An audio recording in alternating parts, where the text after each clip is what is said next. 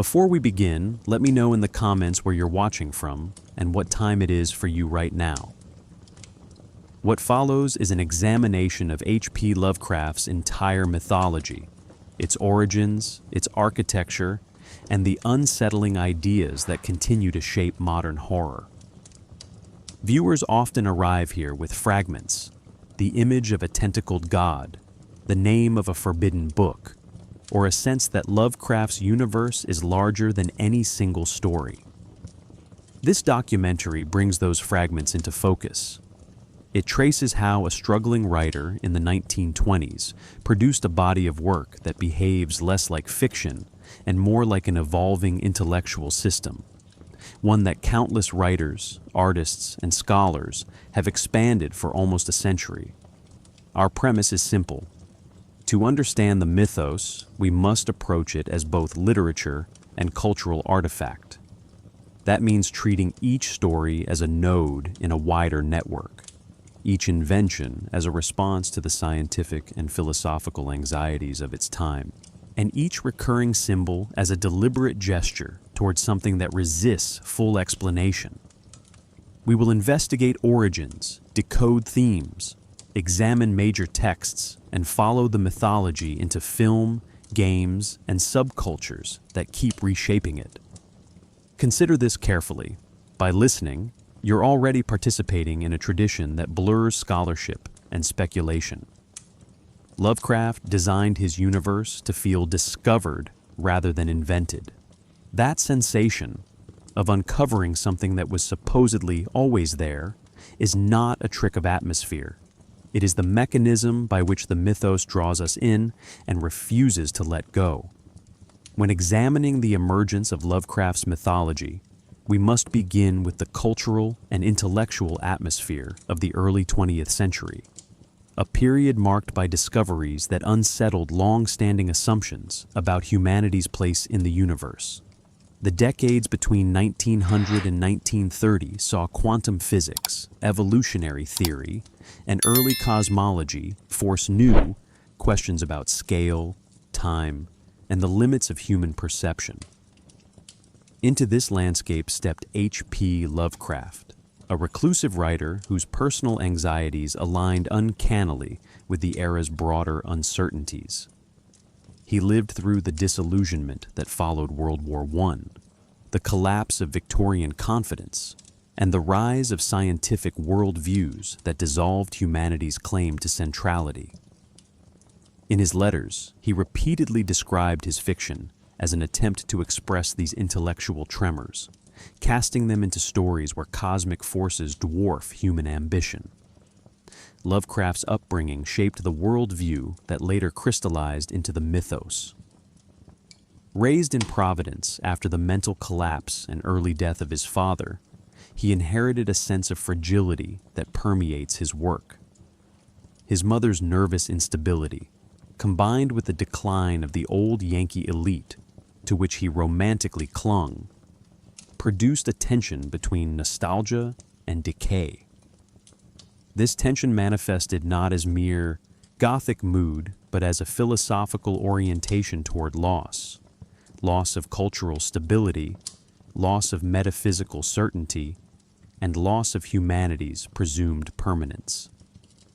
By the time he began publishing in the 1910s, he had already internalized the notion that the cosmos was not only indifferent, but structurally hostile to human meaning. His stories would later transform this belief into narrative architecture rather than thematic decoration. Consider this carefully.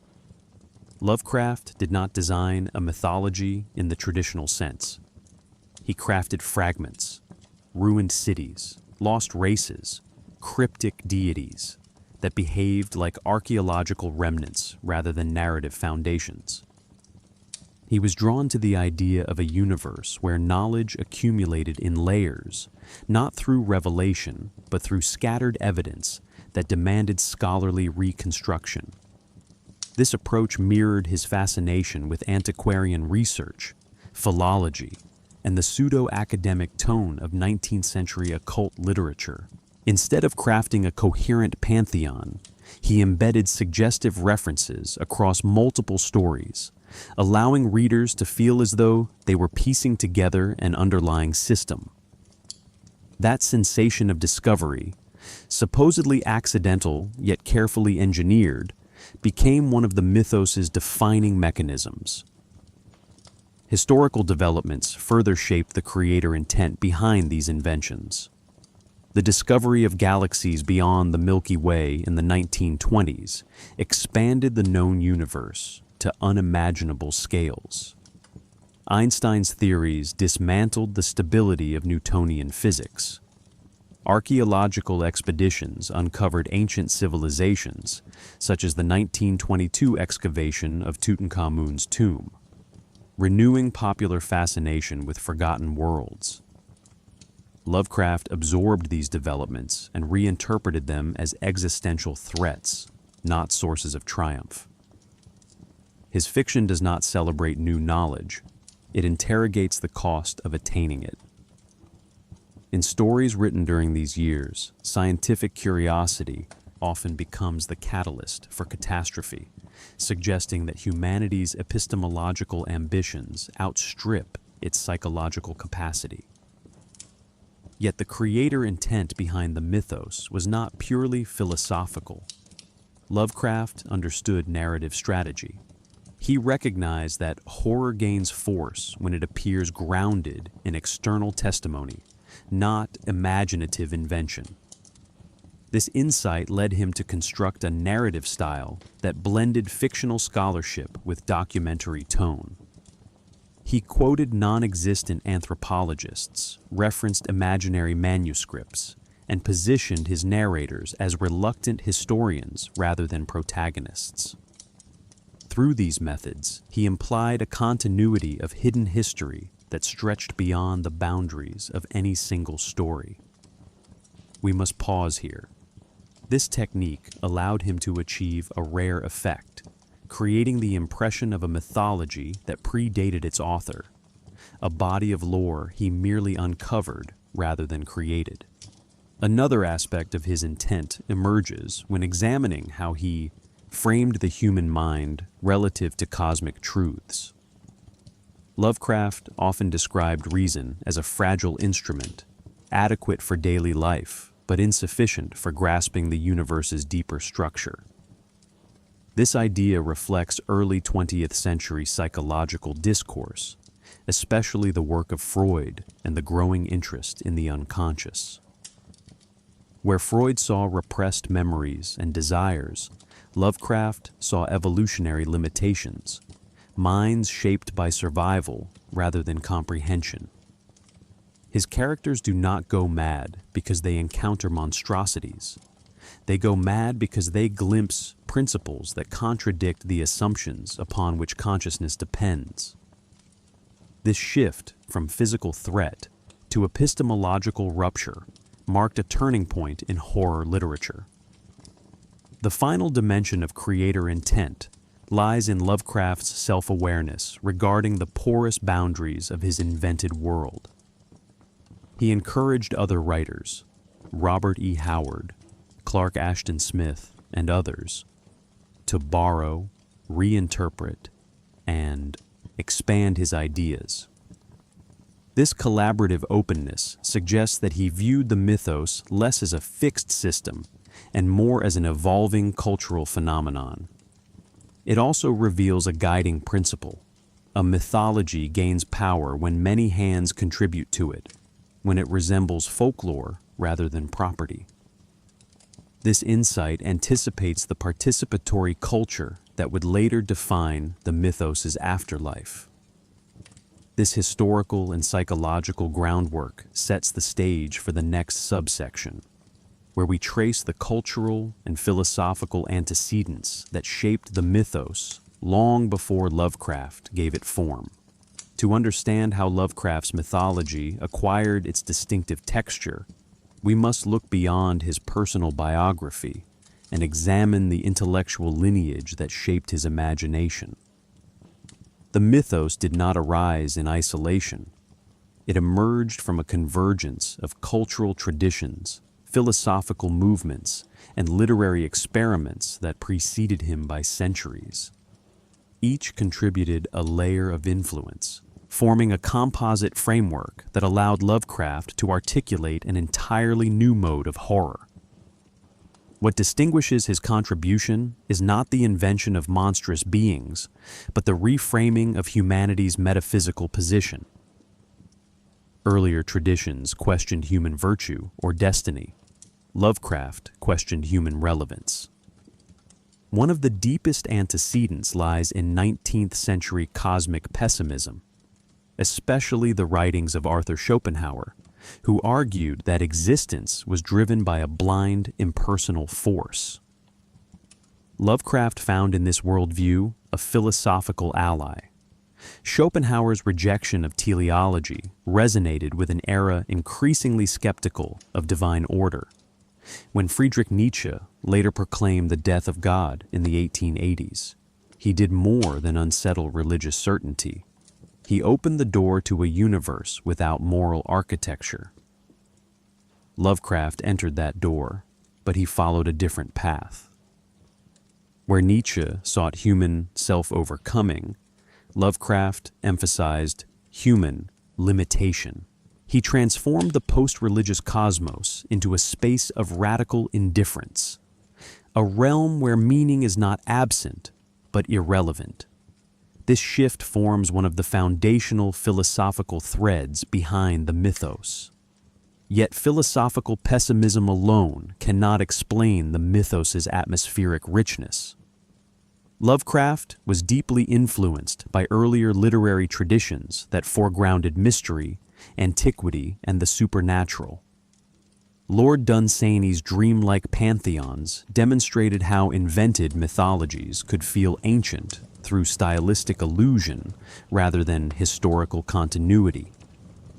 Algernon Blackwood, particularly in The Willows, 1907, illustrated how nature itself could embody forces beyond comprehension.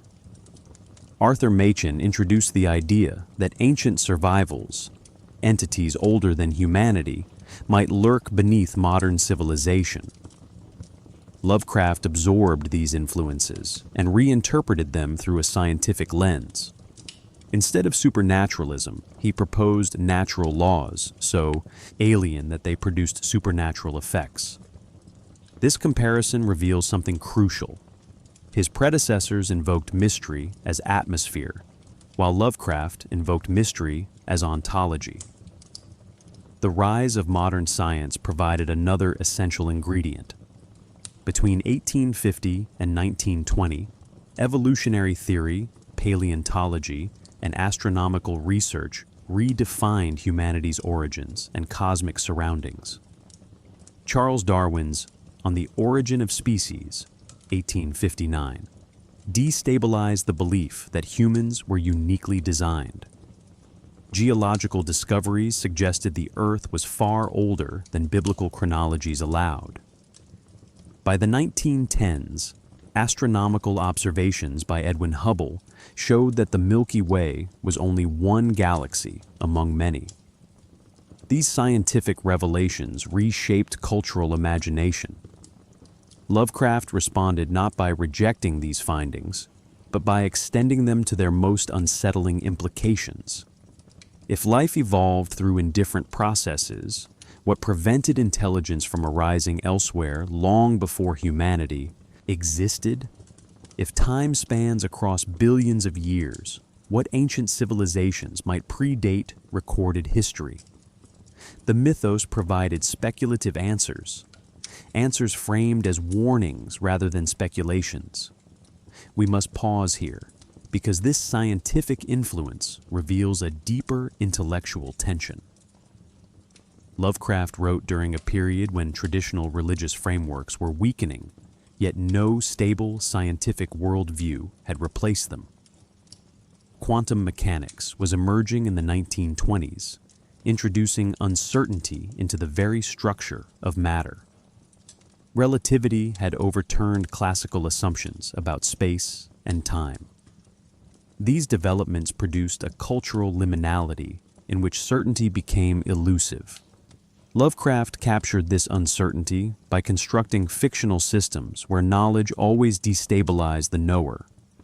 In doing so, he mirrored the modern condition, a world where the more we learn, the less secure we feel. Another antecedent lies in Victorian occultism and the broader fascination with esoteric knowledge. Movements such as Theosophy blended Eastern mysticism, pseudoscience, and imaginative cosmologies, proposing hidden masters, ancient races, and cyclical epochs of civilization. Lovecraft rejected these ideas as literal truth, yet he repurposed their narrative structures. The Necronomicon echoes occult grimoires not in magical function, but in symbolic role, a text that offers knowledge at a psychological cost.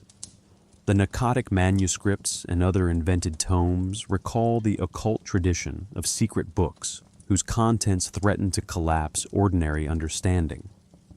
Lovecraft did not borrow the mysticism. He borrowed the epistemology, transforming esoteric knowledge into a conduit for existential dread.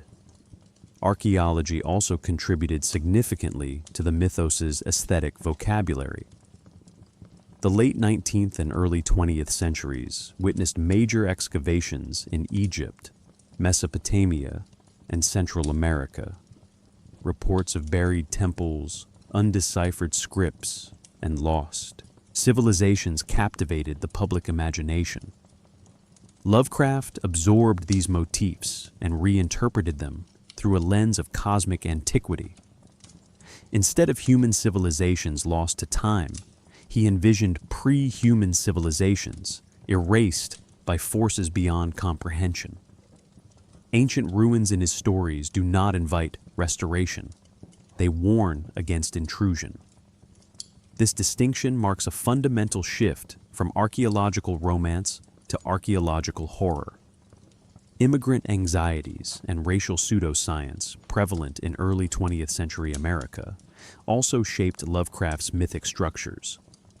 Although his personal prejudices appear in unfortunate ways, they indirectly influence the construction of his cosmology, particularly his interest in degeneration and hybridization. However, within the mythos, these anxieties became detached from their social context and transformed into symbolic mechanisms for exploring contamination of knowledge and boundary dissolution.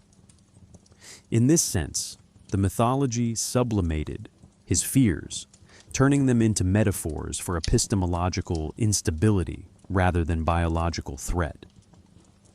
When viewed collectively, these antecedents reveal that Lovecraft's mythology is neither spontaneous invention nor derivative patchwork.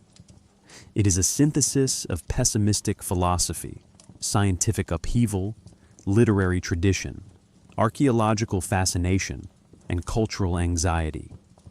Each influence contributed structure or vocabulary, but Lovecraft combined them into a system where humanity confronts forces older and larger than itself. The implications become clearer when we examine the symbolic language he used to express this synthesis, a topic that forms the foundation of the next subsection. Lovecraft understood instinctively that the power of a mythology depends not only on its ideas, but on the languages that carry them. His invented terms, Cthulhu, Yog-Sothoth, Nyarlathotep, Azathoth, do more than name entities. They signal the boundary between human cognition and forces that refuse assimilation. Their etymology is not linguistic in the formal sense, but performative, designed to produce a sensation of estrangement even before readers understand their narrative function. This strategy aligns with a long tradition in literary history, where language marks otherness, yet Lovecraft pushed the technique into the realm of epistemology, suggesting that certain truths cannot be articulated without distorting the tools we use to describe them. The most famous example, Cthulhu, demonstrates this technique clearly. Lovecraft claimed the name was unpronounceable by human vocal apparatus, though he offered approximations to anchor readers' attempts. The consonant cluster at the opening disrupts English phonetic expectations, while the throaty aspiration implies something amphibious or subterranean without committing to recognizable biology. This gesture matters more than the sound itself. By insisting that any human pronunciation is inherently flawed, Lovecraft introduces the idea that language can gesture toward, but never fully represent, cosmic realities. The word becomes a symbol of approximation, a reminder that the mythos operates just beyond linguistic precision. Other names serve similar purposes through different strategies. Azathoth evokes ancient Near Eastern languages without belonging to any of them. Its harsh dental consonants and rhythmic symmetry create a sense of ritualistic cadence, as though the word echoes half-remembered liturgies. Yog-Sothoth uses hyphenation to suggest compound meanings or a fusion of concepts beyond grammar. Its internal repetition of vowel sounds creates a chant-like rhythm, implying that the entity's nature is continuous and unbounded. Nyarlathotep stands apart. It resembles Egyptian nomenclature without confirming the connection, using soft consonants and elongated vowels that imply both human familiarity and alien distortion. In each case, Lovecraft blends resonance and invention, creating names that feel unearthed rather than fabricated. We must pause here, because this technique reveals a deeper philosophical intention. Language, for Lovecraft, represents the human attempt to impose order on a disordered cosmos.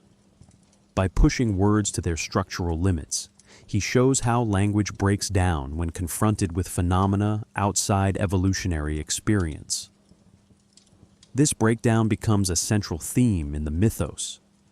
Characters often struggle to describe shapes, sounds, or geometries that defy ordinary vocabulary. Their linguistic failures are not simply dramatic embellishments. They illustrate the collapse of cognitive frameworks. Readers witness not monstrous forms, but the erosion of descriptive capacity, an effect more unsettling than explicit depiction. This shift from physical description to linguistic destabilization marks a significant contribution to 20th century horror. Lovecraft also employed pseudo-linguistic strategies that mimic the appearance of authentic ancient languages.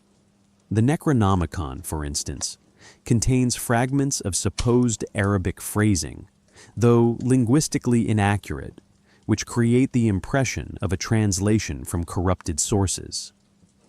The Pnakotic manuscripts and Reliahian inscriptions use letter combinations that suggest pre-human phonetic systems.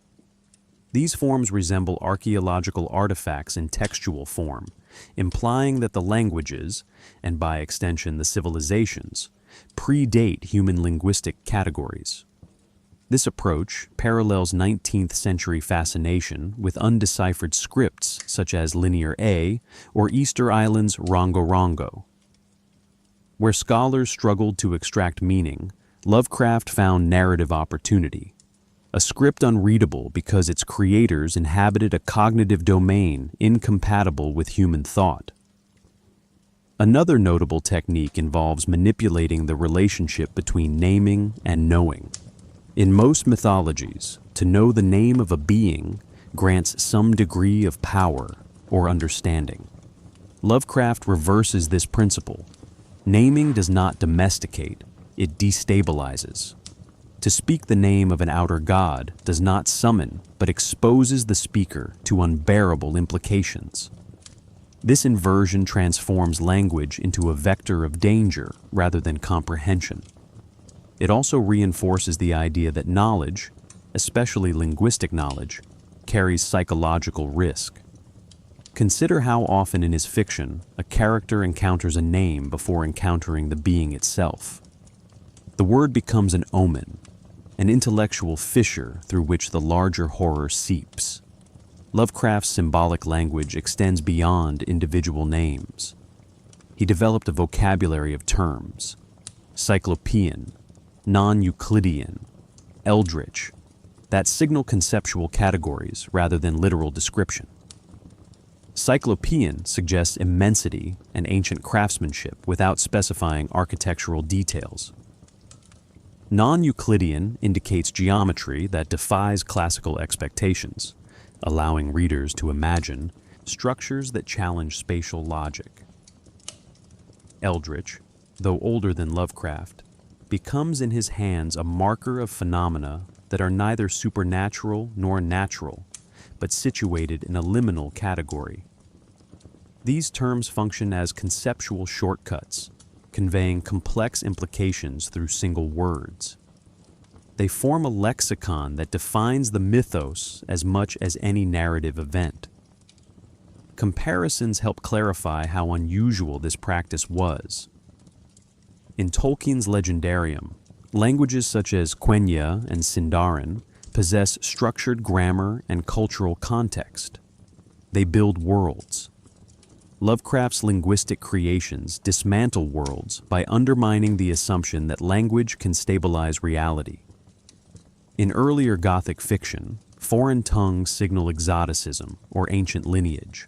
Lovecraft uses linguistic estrangement to signal cognitive limits. The distinction is subtle but crucial. Language in the mythos reveals not cultural depth, but metaphysical discontinuity. The cumulative effect of these linguistic strategies is a mythology that feels both ancient and inaccessible. Names operate as artifacts, inscriptions behave like warnings, and descriptive vocabulary erodes under pressure. Lovecraft does not merely tell readers that the cosmos is unknowable. He demonstrates it by breaking the tools of knowing. This approach directly shapes the next stage of our analysis, where we examine how myth-building and narrative authenticity transform these linguistic fragments into a coherent sense of ancient, hidden history. Lovecraft's mythology endures not because of its monsters, but because of its method. He built a narrative world that behaves like a body of historical evidence rather than a sequence of fictional stories. This distinction matters. Most mythologies present themselves as cohesive systems with known genealogies, moral structures, and cosmological maps. Lovecraft rejected this model. He created something that feels older than its author, fragmented in a way that suggests centuries of textual decay and resistant to any attempt at definitive organization. The result is a mythology that appears discovered rather than invented, positioned somewhere between anthropology, textual archaeology, and speculative cosmology. A central technique in achieving this effect is the use of embedded texts. The Necronomicon, the Panacotic manuscripts, the Eltdown shards, and the Book of Eibon function less as plot devices and more as anchors of authenticity. By referencing these works across multiple stories, sometimes briefly, sometimes centrally, Lovecraft planted signals that his narratives belong to the same intellectual universe. Yet he consistently refused to offer a complete version of any text. Only fragments appear, a quoted line here, a descriptive summary there, a passing comment that a particular edition is rare or dangerous.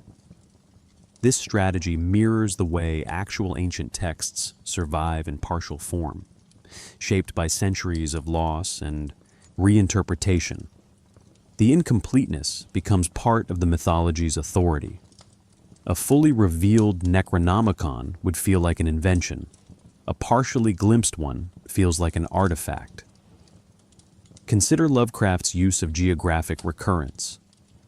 Locations such as Arkham, Dunwich, Kingsport, and Innsmouth appear repeatedly, yet never receive comprehensive mapping. Their histories are inconsistent, their cultural details mutable, their boundaries uncertain. This ambiguity creates a sense of realism because real places, especially in folklore, are known through overlapping accounts rather than definitive surveys. Lovecraft mimics this process by allowing each story to reveal only the portion of a place necessary for its narrative. In doing so, he avoids the trap of over-definition, which often limits a fictional world's imaginative space.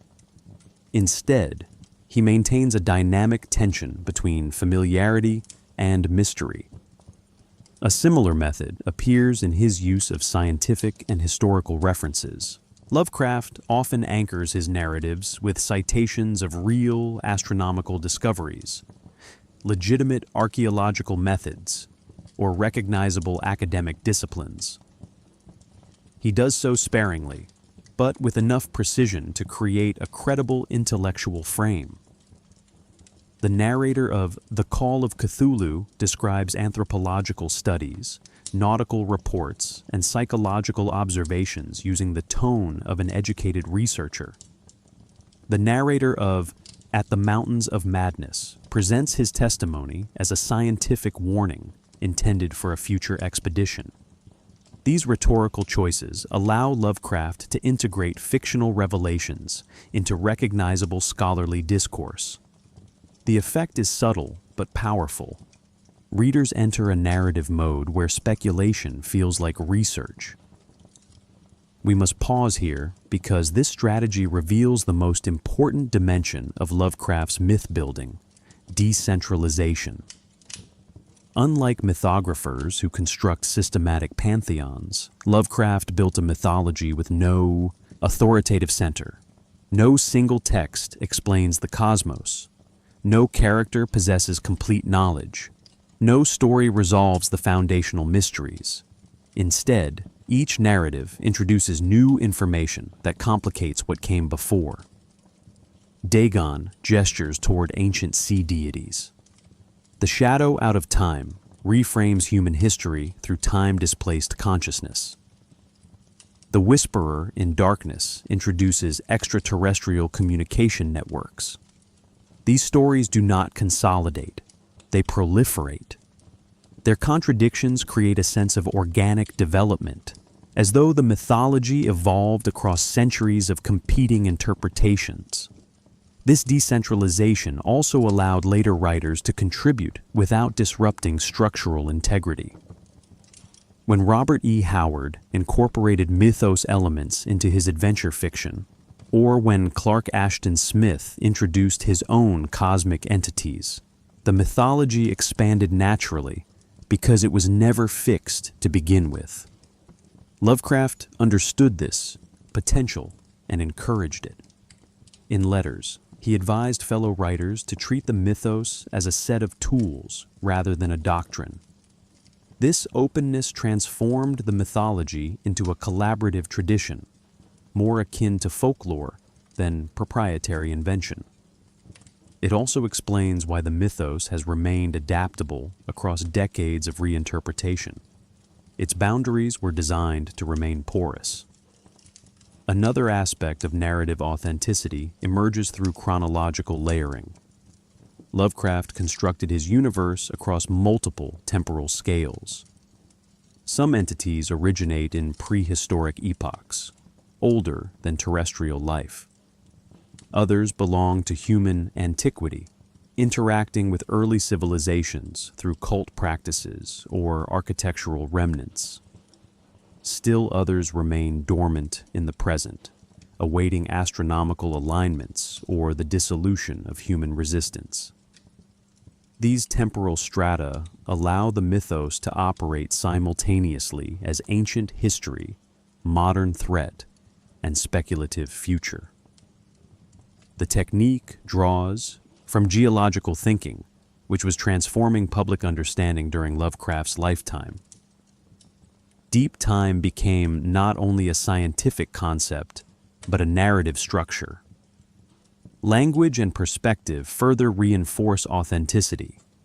Lovecraft's narrators adopt the tone of reluctant witnesses rather than protagonists. They express hesitation, skepticism, and continual appeals to evidence. This rhetorical stance resembles academic writing, especially in disciplines concerned with uncertain findings, archaeology, anthropology, comparative religion. The narrators rarely claim certainty. They qualify statements, reference sources, and emphasize gaps in evidence. This technique, simple on the surface, creates a profound effect. Readers experience the story as an unfolding investigation rather than a crafted tale. The narrative acquires the texture of documentation, and the mythology gains the authority of research. At this point, the implications become clear. Lovecraft built a mythology that resists completion, rejects coherence, and thrives on partial revelation. Authenticity arises not through detailed exposition, but through controlled absence. What remains unsaid carries more weight than what is described. This method mirrors the broader philosophical structure of the mythos, where the universe is knowable only in fragments and where each new discovery destabilizes previous understanding. This foundation prepares us for Part 2, where we examine how these narrative strategies express deeper philosophical concepts, insignificance, entropy, dream reality instability, and how these ideas shape the nature of the entities and forces that inhabit Lovecraft's universe. To grasp the philosophical engine that drives Lovecraft's mythology, we must examine the concepts that underlie his entire fictional universe: human insignificance, cosmic entropy, and the porous boundary between dream and reality. These ideas are not thematic ornaments. They structure narrative, logic, character psychology, and even the metaphysics of the entities themselves. Lovecraft approached horror not as an emotional reaction, but as a philosophical conclusion, an outcome reached when familiar assumptions about meaning, order, and perception collapse under the weight of a larger cosmology. His mythology becomes a stage on which these concepts interact, sometimes subtly, sometimes catastrophically. The first and most foundational concept is human insignificance. In Lovecraft's worldview, humanity occupies no privileged position in the universe, biologically, intellectually, or spiritually. This belief emerges clearly in The Call of Cthulhu, where the narrator writes that the sciences have not yet correlated all their contents, suggesting that the gaps in human knowledge hide truths too large for comprehension. The statement appears modest, yet its implications are devastating. It implies that human knowledge is not merely incomplete, but structurally incapable of apprehending the cosmos. Lovecraft extends this idea by presenting civilizations, elder things, great race of Yith, that achieved scientific mastery long before humans existed. Their histories dwarf humanity's presence on Earth. The effect is cumulative.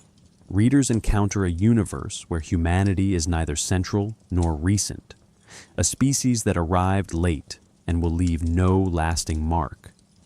Yet insignificance alone does not generate horror. Its emotional force derives from the accompanying idea of cosmic entropy. Lovecraft repeatedly portrays the universe as a system trending toward dissolution, where civilizations rise briefly before succumbing to decay. At the Mountains of Madness offers the clearest example. The Elder Things created a sophisticated society, complete with art, agriculture, and bioengineered servants. Over millions of years, however, their civilization eroded, first through external pressures, then through internal revolt, and finally through the sheer passage of time. Their downfall is not framed as tragedy, but as inevitability. This narrative supports a philosophical view in which entropy is the governing principle of existence, rendering human efforts at preservation, cultural, scientific, or moral, ultimately futile. Lovecraft's horror emerges not from catastrophe, but from recognition. All structures, mental and material, decay when measured against geological or cosmic time. We must pause here because these two concepts, insignificance and entropy, interact in a subtle but crucial way. Insignificance positions humanity as peripheral within the cosmic order. Entropy ensures that even peripheral structures cannot endure. Together, they form a worldview in which meaning collapses not through malevolent intervention, but through natural processes. In this context, cosmic entities do not embody evil, they embody scale. Their actions threaten humanity, not by intention, but by indifference.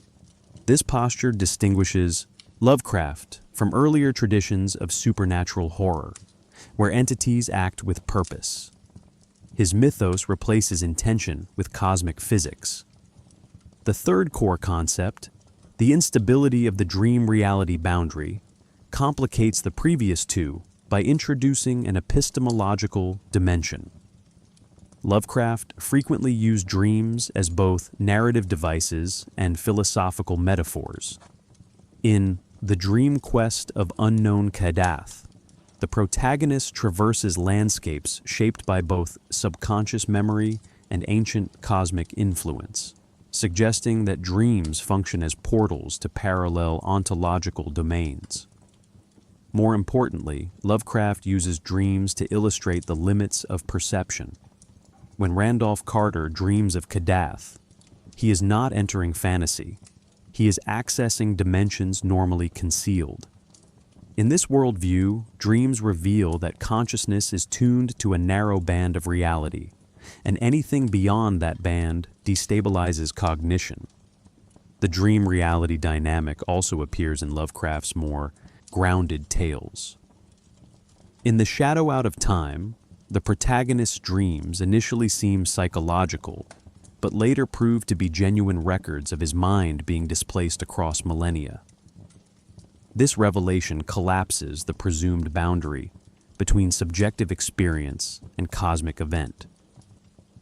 The dream becomes a medium through which the universe imposes its vast temporal cycles upon the individual. The effect is not mystical, but existential.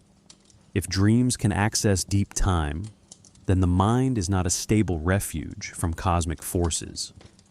Together, these concepts form a triadic structure: insignificance, entropy, and dream instability that defines the mythos's metaphysical architecture. Human insignificance removes the assumption of centrality. Cosmic entropy removes the expectation of durability. Dream instability removes the boundary that once protected consciousness from the cosmos. The result is a worldview in which the universe is knowable only in ways that destabilize the knower. Lovecraft's horror arises from this feedback loop.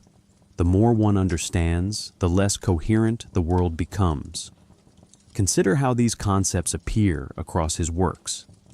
In The Color Out of Space, the extraterrestrial force operates through entropy, draining vitality from everything it touches. In The Whisperer in Darkness, extraterrestrial beings exploit the mind's permeability, bridging dream and reality through mechanical mediation. In Dagon, the narrator confronts a deity whose existence nullifies human religious categories, demonstrating insignificance through scale rather than violence. These stories do not merely illustrate philosophical principles, they embed them in narrative form, making the reader experience conceptual collapse. This philosophical foundation prepares us for the next subsection, where we examine how these principles shape the entities inhabiting the mythos, the old ones, the outer gods, and the dreamland beings whose existence challenges the very assumptions these concepts dismantle. Lovecraft's entities cannot be understood as characters.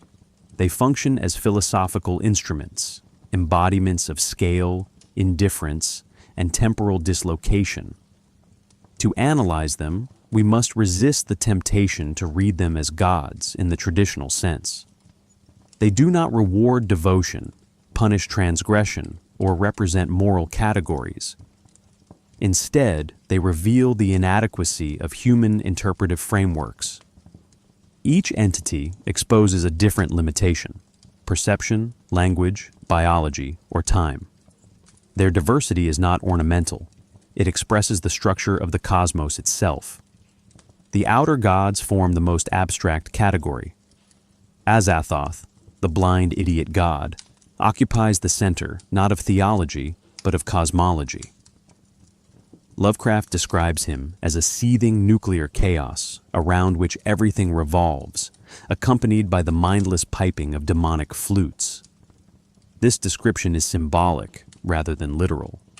The nuclear chaos evokes early 20th century discoveries about atomic instability, while the flutes imply rhythm without intention.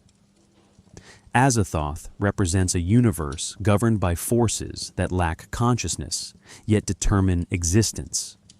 He is not a deity, but a metaphor for physical law stripped of anthropocentric meaning.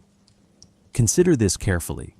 If Azathoth dreams the universe, as later interpretations suggest, then the universe persists only through the unconscious movement of a force that cannot recognize its own creation. Yog-Sothoth, by contrast, embodies totality. Lovecraft's line, "Yog-Sothoth is the gate, Yog-Sothoth is the key and guardian of the gate," defines him not as a personified being, but as an ontological principle. He exists coextensively with space-time, perceiving all points simultaneously. Yog-Sothoth illustrates the philosophical tension between human sequential time and cosmic simultaneity. Characters who encounter him experience temporal dislocation, as in The Dunwich Horror, where Wilbur Whateley's monstrous birth results from an unnatural blending of human biology and cosmic temporality. Yog-Sothoth's presence disrupts linear causality, reminding readers that time itself may be provincial rather than universal. Nyarlathotep introduces a third dimension, intentionality. Unlike the other outer gods, Nyarlathotep possesses personality, mobility, and communication. His intelligence does not comfort, it threatens. Lovecraft introduces him in the 1920 poem-prose hybrid Nyarlathotep, describing a figure who travels through cities performing demonstrations that leave witnesses psychologically shattered. He appears in multiple forms: Egyptian prince, faceless messenger, monstrous avatar, yet always serves the same narrative function: mediation between cosmic forces and human vulnerability. If Azathoth symbolizes mindless creation and Yog-Sothoth symbolizes total knowledge, Nyarlathotep symbolizes intrusion. He brings the cosmos into human experience by manipulating intellect rather than brute force. In this sense, he represents the most unsettling idea of all: an intelligence that notices humanity. Beneath the outer gods lie the great old ones, entities bound to specific locations or planetary cycles. Cthulhu, for example, remains trapped in the sunken city of R'lyeh, awaiting the alignment that will release him. His dreaming presence radiates psychic influence, affecting artists, cultists, and sensitive minds. This phenomenon illustrates a core principle of the mythos. Contact need not be physical to be catastrophic. Cthulhu's mind touches humanity not through intention, but through resonance, as though consciousness itself were porous. His famous appearance, grotesque, tentacled, and immense, is secondary to his narrative function. Cthulhu represents the return of deep time into the present, a geological recurrence rather than a supernatural visitation. Other old ones serve similar purposes through different modalities. Dagon anchors the maritime dimension of the mythos, his presence intertwined with themes of evolution, hybridity, and biological regression. Hastur, though later expanded by other writers, introduces the idea of mimetic contagion, a name whose utterance invites existential proximity. Shub-Niggurath, the black goat of the woods with 1,000 young, represents unchecked fecundity, a biological principle exaggerated to cosmic scale. These entities operate as conceptual distortions, each amplifying a specific aspect of natural law: growth, decay, depth, time, until it becomes unbearable. The elder things and great race of Yith complicate the taxonomy. They are not gods, but civilizations, scientific rather than mystical, and their existence reframes humanity's developmental arc. And at the Mountains of Madness, the elder things engineered life on Earth as a utilitarian act, not divine creation. Their downfall underscores entropy rather than morality. The great race of Yith, introduced in The Shadow Out of Time, travels not through space, but through time by displacing consciousness. Their method reveals that identity, memory, and bodily experience can be separated, exchanged, and archived. These entities expand the narrative scope by demonstrating that the cosmos contains not only monstrous beings, but highly advanced cultures, each governed by principles beyond human science. The Dreamland's beings occupy a different ontological domain. Nightgaunts, Zoogs, ghouls, and the inscrutable inhabitants of Kadath do not fit neatly into the cosmic hierarchy. They emerge from dreams yet possess continuity, culture, and geography. Their existence challenges the boundary between internal consciousness and external reality. In the Dreamlands, physics, biology, and temporality alter, yet they remain structured enough to support long journeys and political dynamics. This suggests that dreams, far from being subjective illusions, are parallel worlds shaped by psychic rather than physical law. Their inclusion within the mythos expands its cosmology into a multidimensional model, where consciousness serves as both medium and barrier. We must pause here because these categories do not create order, they reveal disorder. Lovecraft never intended a coherent taxonomy.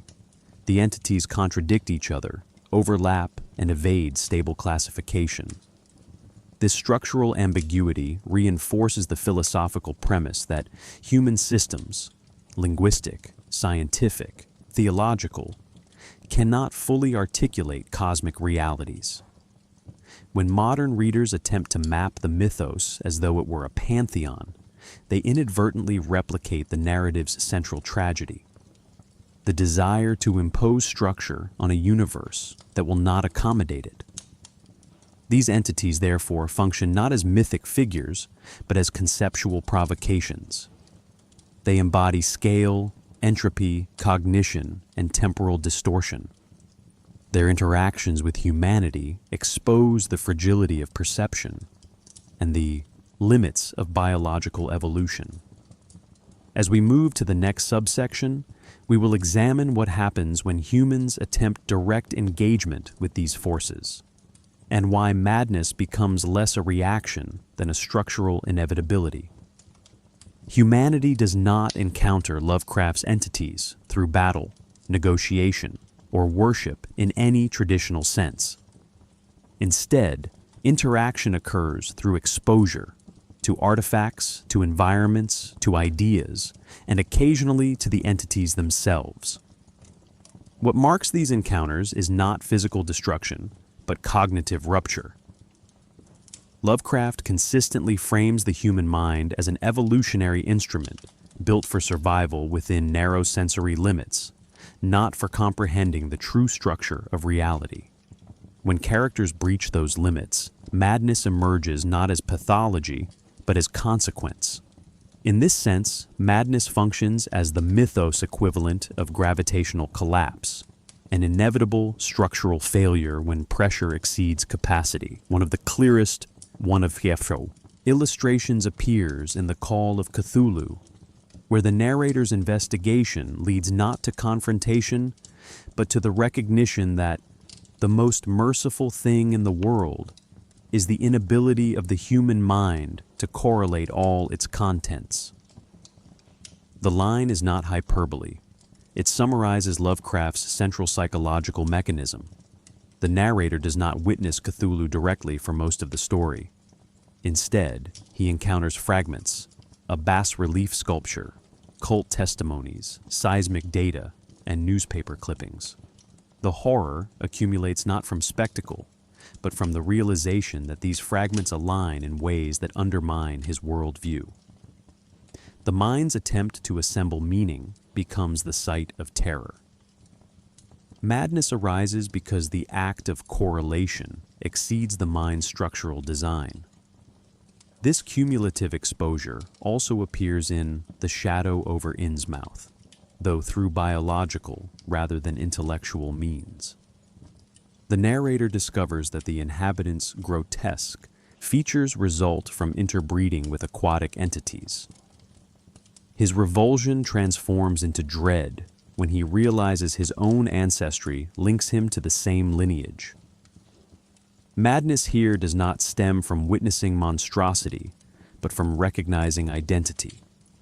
The story presents a collapse of categorical boundaries, human and non-human, surface and depth, past and present, demonstrating how ontology itself becomes unstable under mythos influence.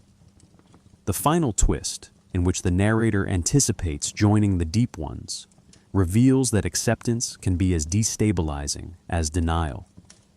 A different pathway appears in The Color Out of Space, where contact occurs through an entity so alien that it cannot be described in conventional terms.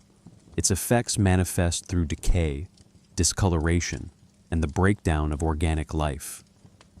Humans do not interact with the color intentionally. Interaction is environmental. Madness emerges when familiar categories, plant, animal, mineral, lose coherence. The Gardener. Families' deteriorating comprehension mirrors the physical collapse of their farm, illustrating how perception and environment entangle. The story highlights a recurring theme. Exposure to the cosmic does not require awareness. One need only inhabit the same space as an indifferent force. We must pause here to consider why madness functions repeatedly as the narrative outcome.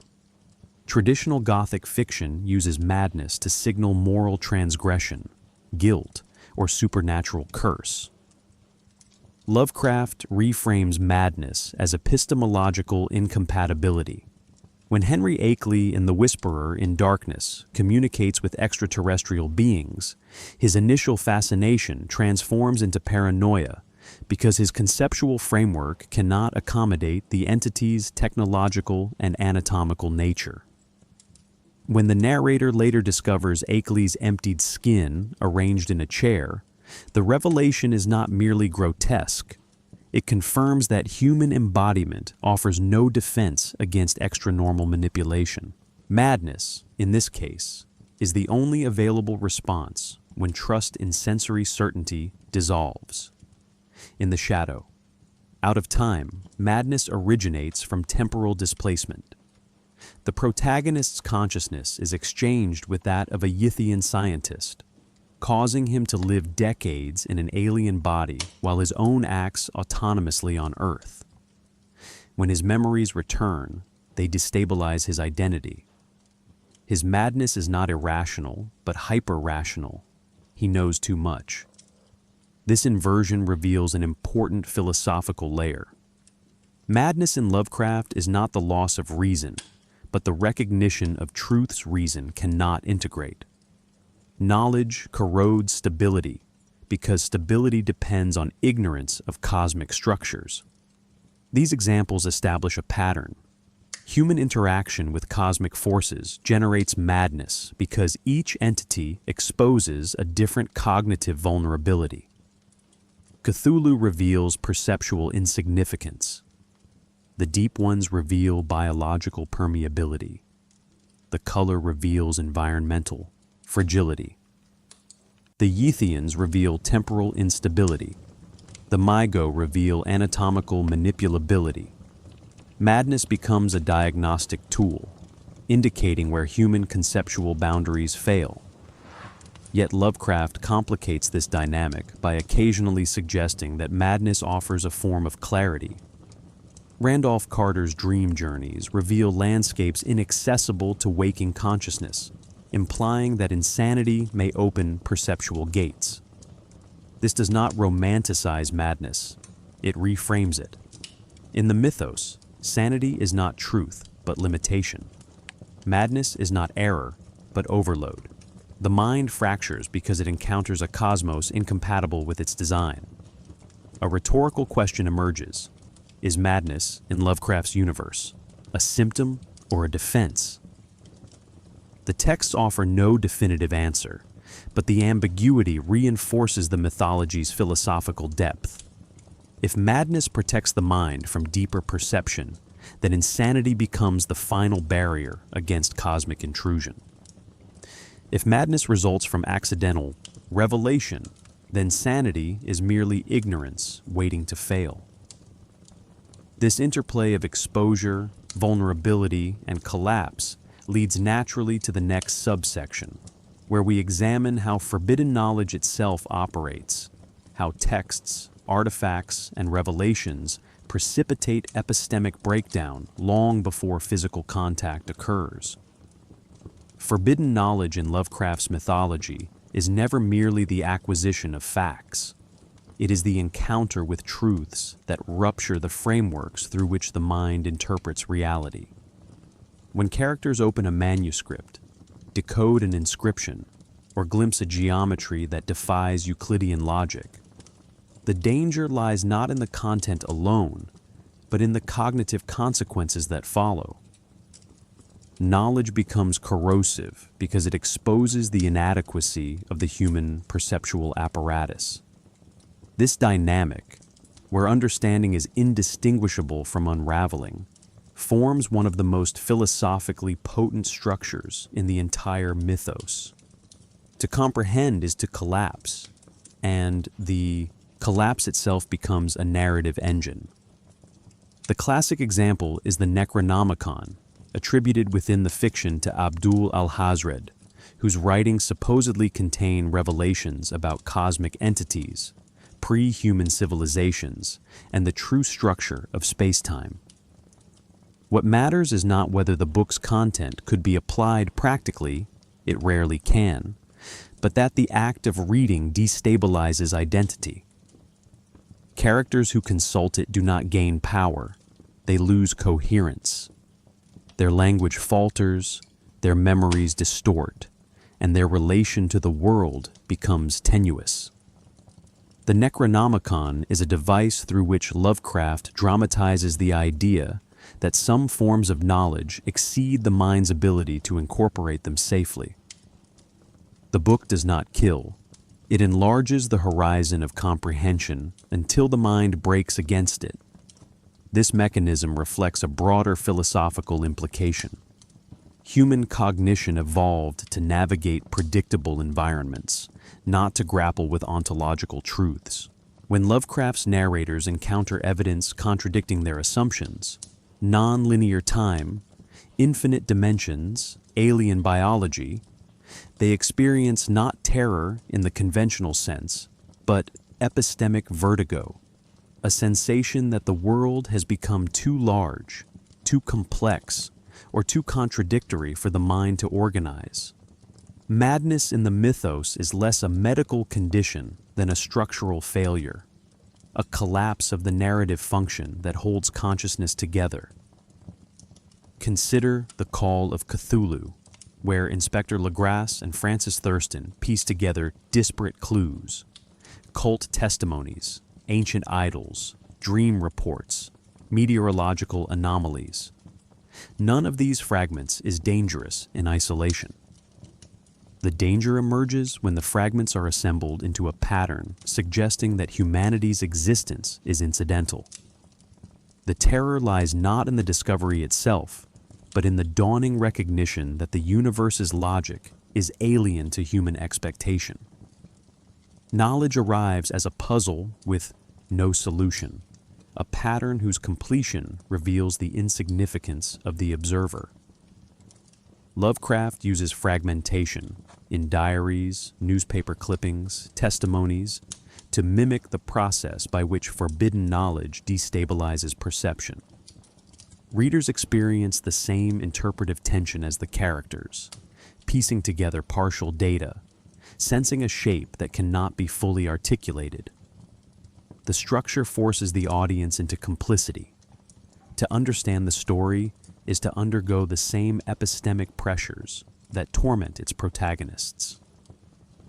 This technique foreshadows modern concerns about overwhelming information flows, where the mere accumulation of data threatens coherence. Lovecraft anticipated the psychological consequences of a world in which revelations arrive faster than they can be contextualized. Another key aspect is the collapse of time. In The Shadow Out of Time, when Professor Peaslee learns he was mentally displaced by a species from Earth's distant future, the horror arises, not from physical violation, but from cognitive dislocation. Time ceases to be linear. Memory ceases to be personal. The professor's identity becomes porous, invaded by knowledge from epochs beyond comprehension. He remembers cities that have not yet been built, languages that have not yet evolved, and landscapes Earth will eventually inherit.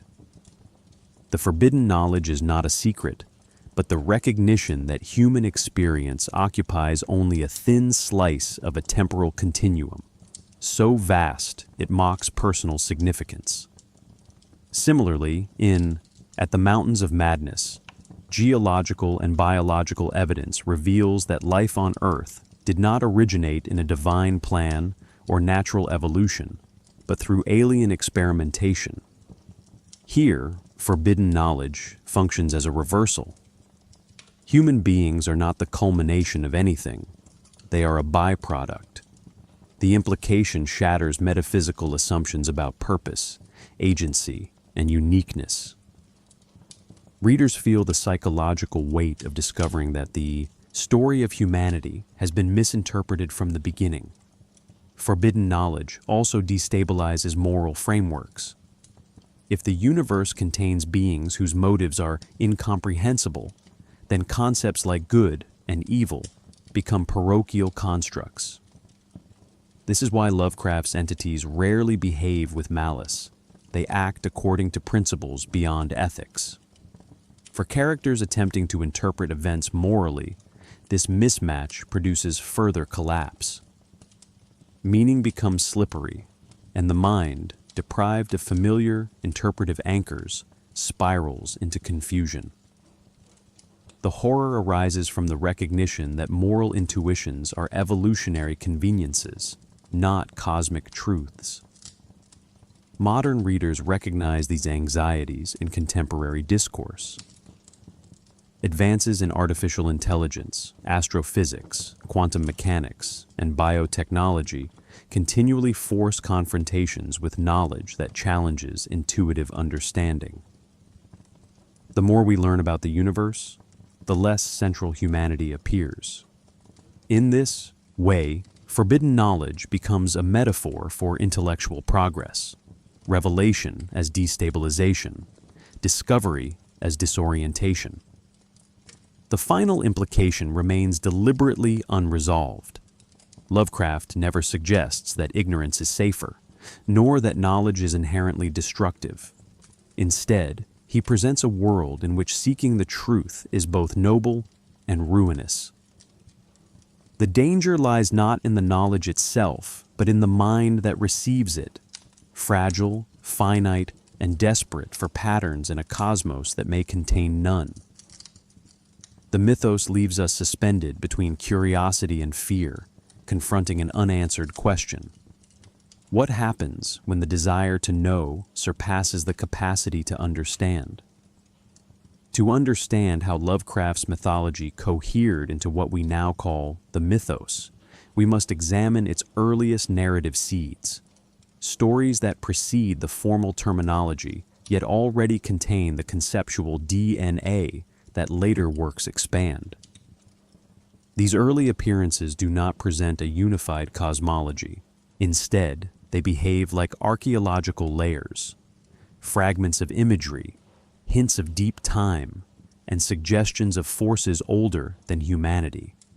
Their value lies not only in what they depict, but in how they foreshadow the structural logic of the later myth cycle. One of the earliest significant texts is Dagon, 1917, a story Lovecraft wrote during psychological crisis following his brief military enlistment.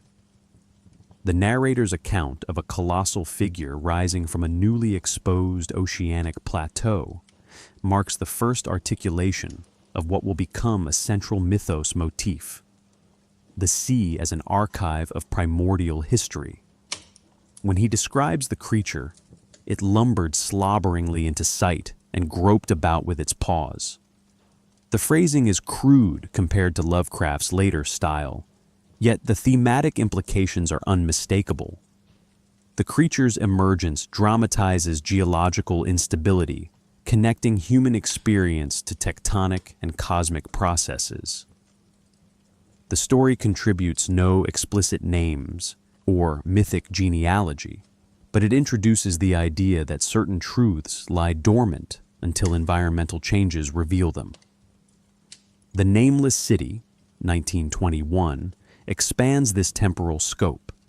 Its desert ruin, inspired partly by Arabian folklore and partly by contemporary archaeological discoveries, becomes a prototype for Lovecraft's later interest in civilizations that predate humanity. The narrator's descent through architectural strata, each level older and more alien than the last, prefigures the spatial structure used in At the Mountains of Madness.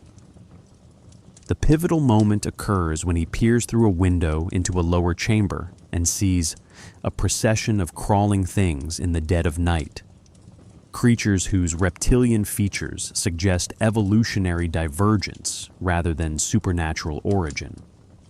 This vision does not frighten because of its grotesqueness, but because it implies that humanity was not the desert's first intelligence. Such scenes establish the interpretive mode in which readers learn to navigate Lovecraft. Horror emerges through the destabilization of assumed anthropocentrism. We must pause here to consider how these early stories introduced the technique of documentary narration. Both Dagon and The Nameless City use first-person accounts framed as testimony or confession. This structure becomes essential to later mythos texts. The narrators do not seek to entertain, they seek to record. Their tone anticipates the scholarly voice used in The Call of Cthulhu, 1926, where the narrative is constructed from notes, letters, newspaper clippings, and archaeological reports.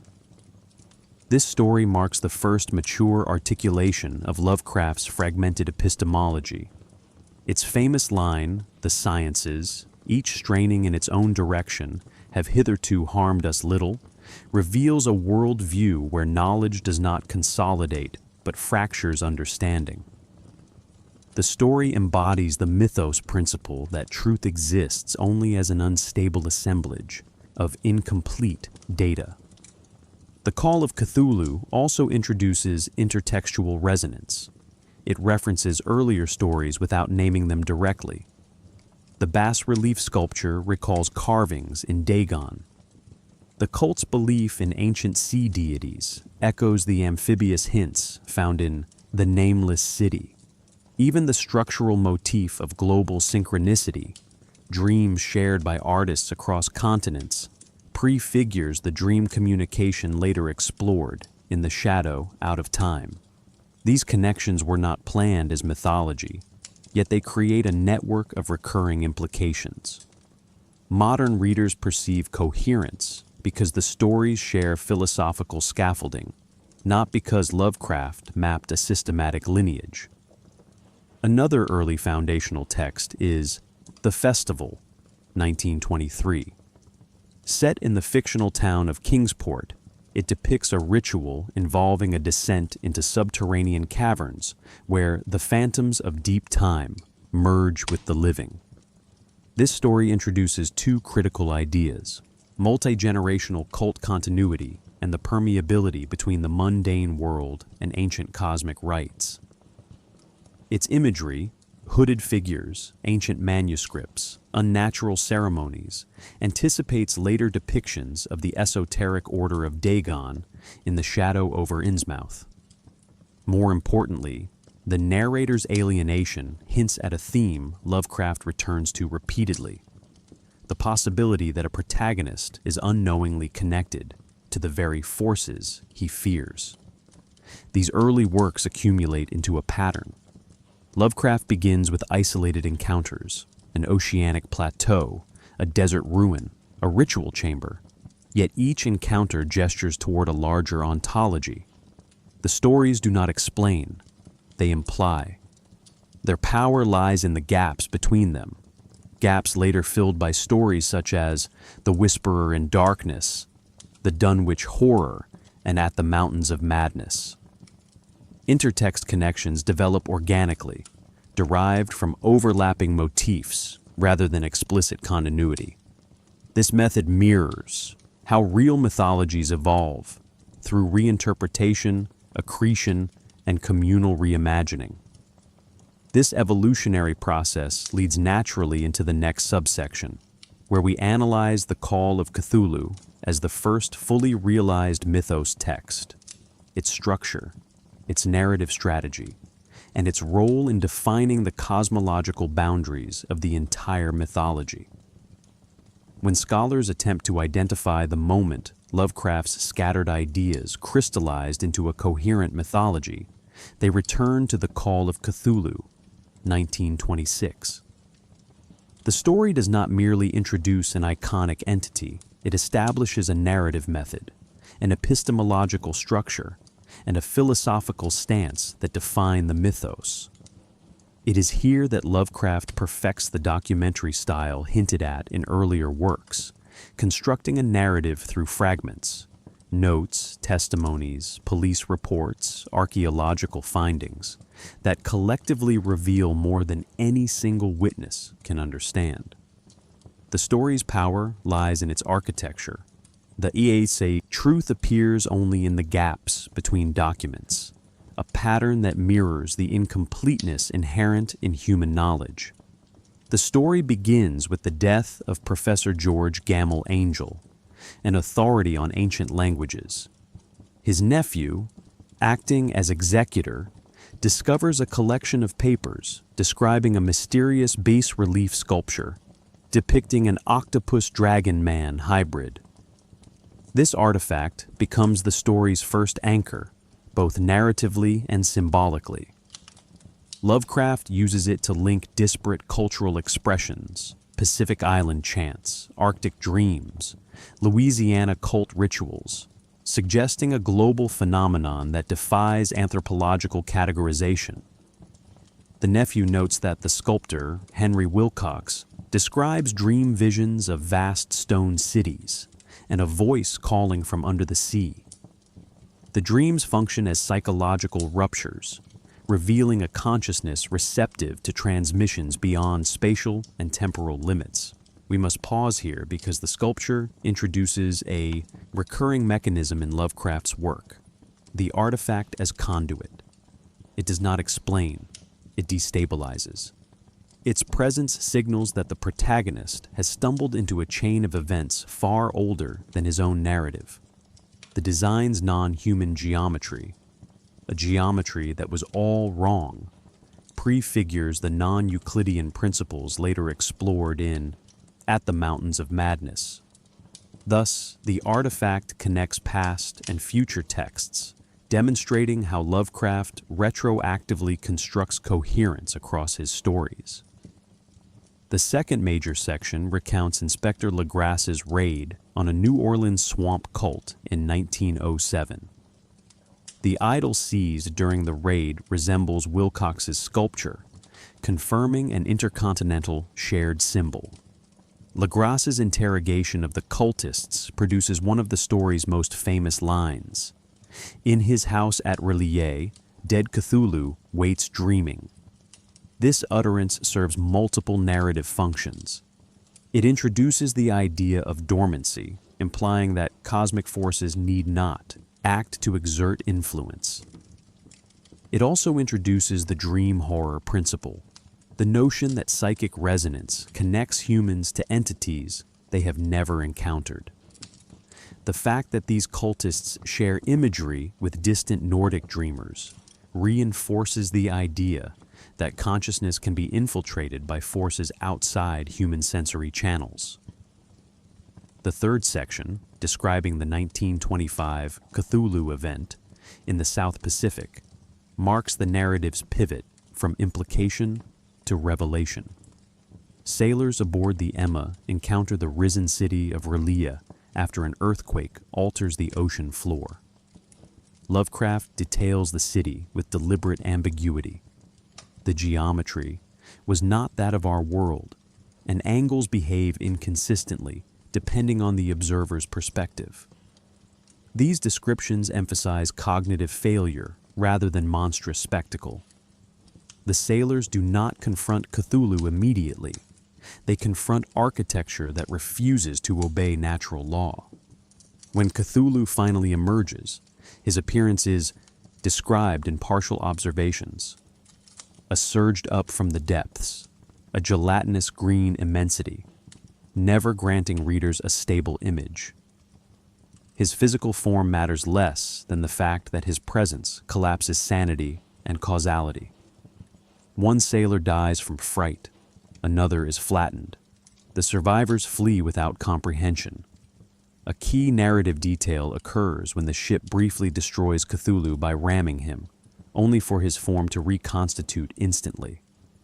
This moment is often misread as action spectacle, yet its actual function is conceptual. It demonstrates that physical laws, solidity, damage, destruction, apply differently to cosmic beings. The sailors act according to material logic.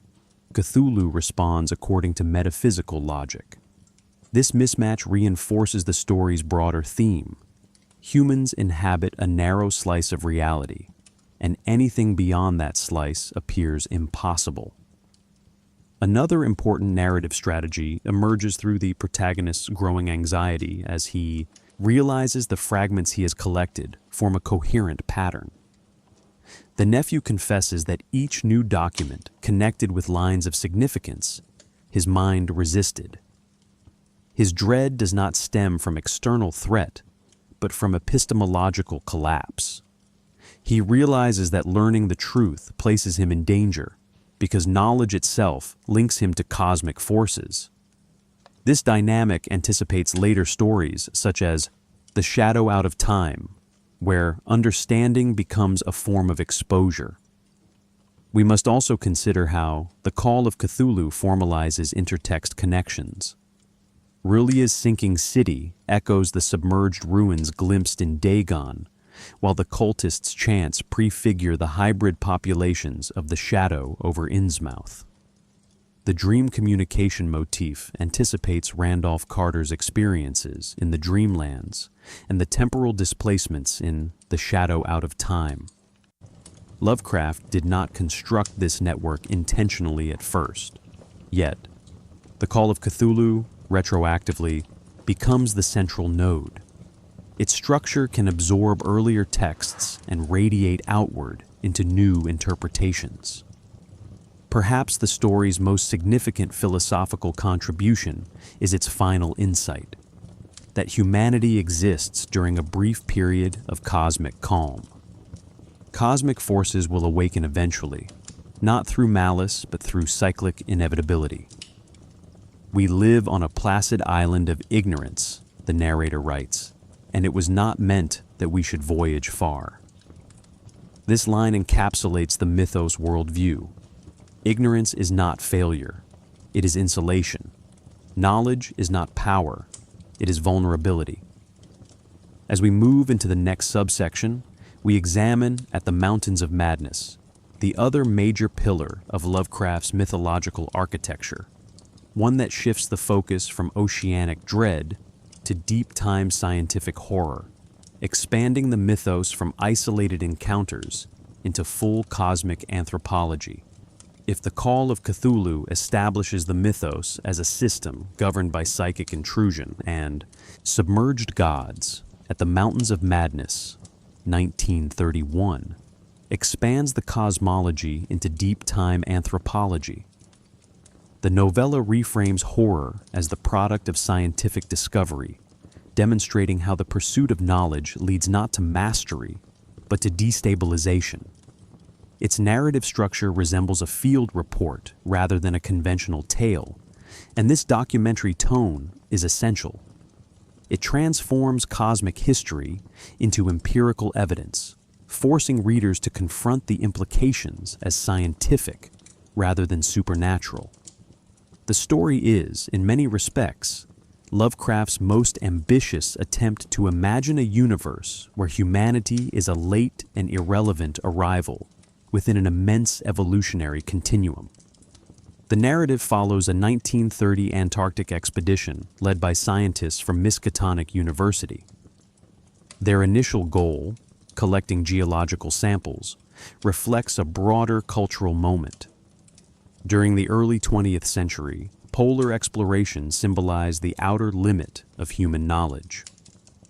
Lovecraft uses this historical backdrop to stage a confrontation between scientific optimism and cosmic reality. As the team progresses, they encounter fossils that disrupt evolutionary chronology, giant barrel-shaped organisms with radial symmetry and unfamiliar cellular structures. These discoveries foreshadow the novella's central revelation, that Earth's biological history is not exclusively terrestrial. The turning point arrives when the scientists discover a buried city, constructed by the so-called Elder Things. The city's architecture is described through accumulating impressions rather than complete exposition. Prismatically grotesque, crumpled angles, curious curvilinear walls, phrases that convey spatial unfamiliarity without resolving it. This descriptive strategy highlights a key Lovecraftian principle. Comprehension falters before physical monstrosity becomes visible. The city itself becomes a cognitive test, compelling the scientists to interpret forms that refuse assimilation into human categories. The very act of observation becomes destabilizing. We must pause here because the encounter with the city introduces the novella's most distinctive narrative device: paleographic reconstruction. The protagonists decipher murals depicting the Elder Things' rise, achievements, conflicts, and decline. These murals operate as visual archives, offering a quasi-scientific history of a civilization that predates humanity by hundreds of millions of years. The resulting realization that Earth's earliest life forms were created by the Elder Things as a practical experiment does not produce fear in the conventional sense. It produces existential displacement. Humanity's origin, long debated through religious and scientific frameworks, becomes a footnote in an alien species experimentation. Lovecraft's genius lies in the neutrality of this revelation. The Elder Things are not villains. Their actions arise from biological imperatives and cultural practices, not malice. They build cities, create art, wage wars, and eventually succumb to environmental change and rebellion from their own creations, the Shoggoths. This neutrality reinforces the mythos theme that cosmic entities operate according to principles indifferent to human values.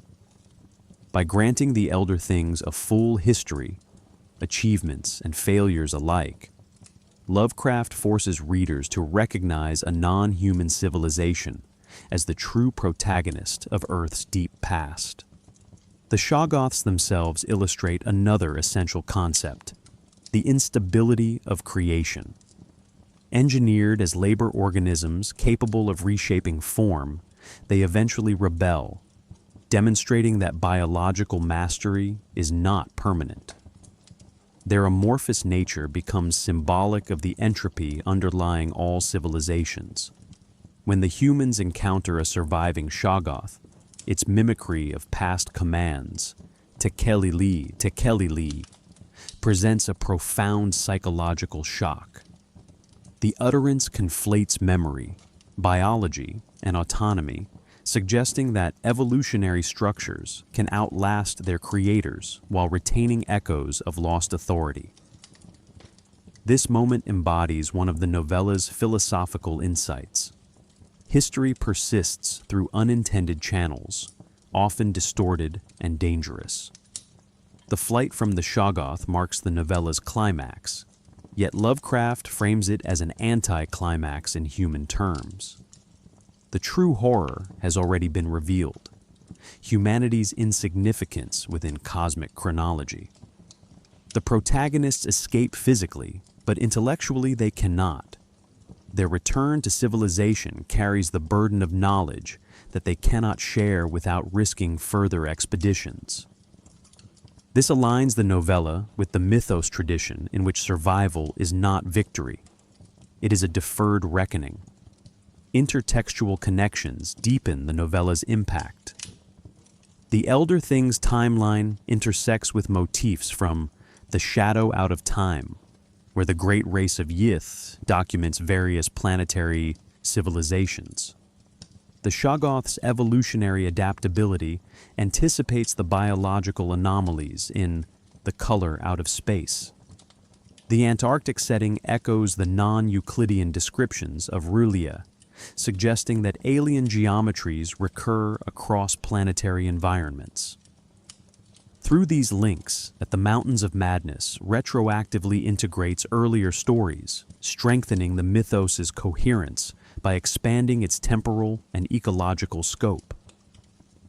The novella's influence extends far beyond its plot. It introduces a methodological shift. Cosmic horror becomes archaeological rather than confrontational. Terror arises through reconstruction, through traces embedded in stone and fossil rather than direct encounter. This narrative mode transforms the reader into a participant in interpretation, emphasizing that horror emerges from knowledge itself. This prepares us for subsection 3.4, where we shift from Lovecraft's own contributions to the collaborative expansions that followed, from Derleth's systematic reinterpretations to later writers who reshaped the mythos into a broader cultural phenomenon. Lovecraft's mythology achieved its cultural longevity not through a closed system, but through its extraordinary permeability. From the beginning, he encouraged peers to borrow and reinterpret his inventions, creating what would become one of the earliest shared fictional universes in modern literature. After his death in 1937, this collaborative impulse accelerated dramatically. Writers, editors, and later artists across multiple media expanded the mythos in divergent directions, sometimes in harmony with Lovecraft's philosophical vision, at other times in tension with it. These expansions reveal how a mythology evolves once it enters a broader imaginative ecosystem, where new participants reshape its meanings. The most influential early interpreter was August Derleth, co-founder of Arkham House and executor of Lovecraft's literary estate. Derleth attempted to impose order upon the mythos by introducing a systematic taxonomy of entities aligned with classical elemental categories: air, earth, fire, water, and by assigning moral attributes to cosmic beings. In Derleth's scheme, entities like Cthulhu become representatives of elemental evil, while others serve as counterbalancing guardians. This structure stands in contrast to Lovecraft's philosophical foundations. The original mythos rejects moral dualism, presenting a universe governed not by conflict between good and evil, but by indifferent forces interacting according to principles outside human ethics. We must pause here because Derleth's system demonstrates a crucial phenomenon. readers often crave coherence, where Lovecraft intentionally supplied ambiguity. Derleth was not distorting the mythos maliciously. He was responding to a narrative hunger for order. His additions, though philosophically incompatible, provided accessible frameworks that helped popularize the mythos among audiences less inclined toward existential dread. In doing so, he strengthened the mythology's cultural footprint, even as he shifted its metaphysical core. Other writers intervened in different ways, often preserving Lovecraft's conceptual strangeness while expanding its imaginative geography. Robert E. Howard integrated mythos elements into his sword and sorcery narratives, embedding cosmic forces within heroic adventure. His approach emphasized confrontation rather than epistemological collapse. When characters in Howard's fiction battle tentacled entities or discover ancient tomes, the emphasis rests on physical danger, not cognitive fragility. This reframing demonstrates how the mythos adapts when inserted into genres driven by action and agency. Clark Ashton Smith, by contrast, approached the mythos with lyrical surrealism. His contributions, references to Tsathoggua, Hyperborea, and Zothique, extend the cosmology laterally rather than vertically. Smith offered decadent, dreamlike environments that shared Lovecraft's sense of antiquity, but embraced sensuality and irony, absent from Lovecraft's ascetic tone. In Smith's hands, mythos entities become part of a broader tapestry of alien deities, necromancers, and decaying empires. His approach highlights how tone itself becomes a vector of reinterpretation. Where Lovecraft stresses austerity, Smith celebrates imaginative abundance. Another major contributor, Robert Bloch, expanded the mythos through experiments in psychological horror. His story, The Shambler from the Stars, introduces the Book of the Dead as a narrative catalyst, echoing the Necronomicon's role while embedding it within different cultural contexts. Bloch's exchange of fictional references with Lovecraft, each killing off a thinly veiled version of the old other, illustrates how playful collaboration can coexist with mythic expansion. These intertextual gestures created a sense of communal authorship that persists in modern extensions of the mythos. Later, Ramsey Campbell introduced a distinctly British reimagining of the mythos. His early works transplanted Lovecraftian horror to the English countryside, using mist, stone churches, and industrial ruins as landscapes of cosmic intrusion. Campbell's adaptations reflect regional folklore traditions, demonstrating how local environments influence the interpretation of cosmic dread. He also refined psychological nuance, often grounding horror in perception rather than revelation, aligning more closely with Lovecraft's insistence that terror emerges through interpretation. As the century progressed, the mythos moved beyond literature. Tabletop role-playing games, particularly Call of Cthulhu, 1981, introduced a participatory dimension. The game emphasizes investigation, fragmented knowledge, and the inevitability of mental collapse, translating Lovecraft's epistemological horror into mechanics. Its rule system, where characters lose sanity through revelation rather than damage, preserves Lovecraft's worldview more faithfully than many literary successors. The game also democratized the mythos, enabling players to co-create narratives within its cosmology. Comics, film, and later digital media further diversified the mythology. Writers such as Alan Moore reinterpreted mythos concepts through postmodern frameworks, exploring themes of narrative recursion and metatextuality.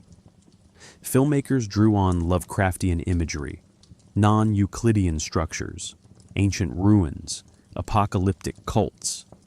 even when they departed from explicit mythology. These adaptations reveal an important pattern. Later creators often maintain the aesthetic of cosmic horror while modifying its metaphysical implications to suit their medium. Notably, as the mythos expanded, it also invited critical reinterpretation. Late 20th century authors, including those writing from feminist, post-colonial, or psychological perspectives, have revisited the mythos to interrogate the anxieties embedded in Lovecraft's worldview. Some stories challenge his treatment of otherness, while others embrace cosmic indifference as metaphor for modern alienation. This intellectual diversification demonstrates that mythologies evolve through dialogue, not replication. Through these diverse contributions, the mythos transformed from a personal imaginative system into a collaborative cultural phenomenon. Each new writer added layers of interpretation, sometimes aligning with Lovecraft's vision, sometimes contradicting it, but always interacting with the core idea that the universe exceeds human comprehension. This dynamic evolution sets the stage for Part 4, where we examine how the mythos entered cultural consciousness, spawning urban legends, multimedia adaptations, and philosophical debates that continue to shape its legacy. As Lovecraft's works migrated from pulp magazines into broader cultural consciousness, they began to generate a phenomenon common to powerful myth systems: the emergence of stories claiming that elements of the fiction were real. These myths, hoaxes, and alleged sightings form a parallel tradition, one that blends earnest belief, playful invention, and cultural anxiety. They reveal not only the elasticity of the mythos, but also the psychological conditions that allow fictional cosmologies to seep into everyday folklore. In this sense, the mythos entered the same cultural territory occupied by modern conspiracy theories, paranormal reports, and occult rumor networks. Yet it did so with an unusual transparency. Readers know the stories are fictional, and yet some still search for signs of their truth. The most persistent example involves the Necronomicon, a book Lovecraft invented, but named with such linguistic plausibility that it quickly escaped authorial control. By the 1960s and 1970s, multiple publishers released volumes claiming to be authentic translations. Some were playful pastiches. Others attempted to fabricate an occult lineage, tracing the book to medieval or Arabic sources. The so-called Simon Necronomicon, 1977, blended Mesopotamian myth with modern ceremonial magic, presenting itself without overt reference to Lovecraft. Its success demonstrates a recurring cultural impulse: the desire for forbidden knowledge framed as textual artifact. Readers who encounter these books often describe a feeling of uncovering something partly literary, partly historical, and partly conspiratorial. The boundary between homage and hoax dissolves because the mythos encourages a mode of interpretation where textual uncertainty becomes part of the experience. Another category of pseudo-evidence concerns alleged creature sightings. Reports occasionally surface, typically in online forums or paranormal communities, of tentacled shapes glimpsed along coastlines, strange dream visitations, or subterranean sounds attributed to Cthulhu cults. These accounts rarely aim to persuade skeptics. Instead, they function as participatory storytelling. The individuals posting them often adopt the documentary tone characteristic of Lovecraft's narrators: careful, restrained, filled with disclaimers. This stylistic imitation reveals how deeply the mythos has influenced not only the content of modern folklore, but its rhetorical structure.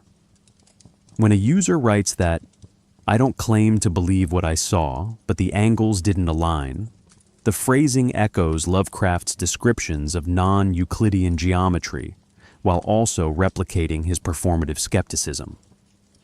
We must pause here because these narratives illuminate an important cultural mechanism.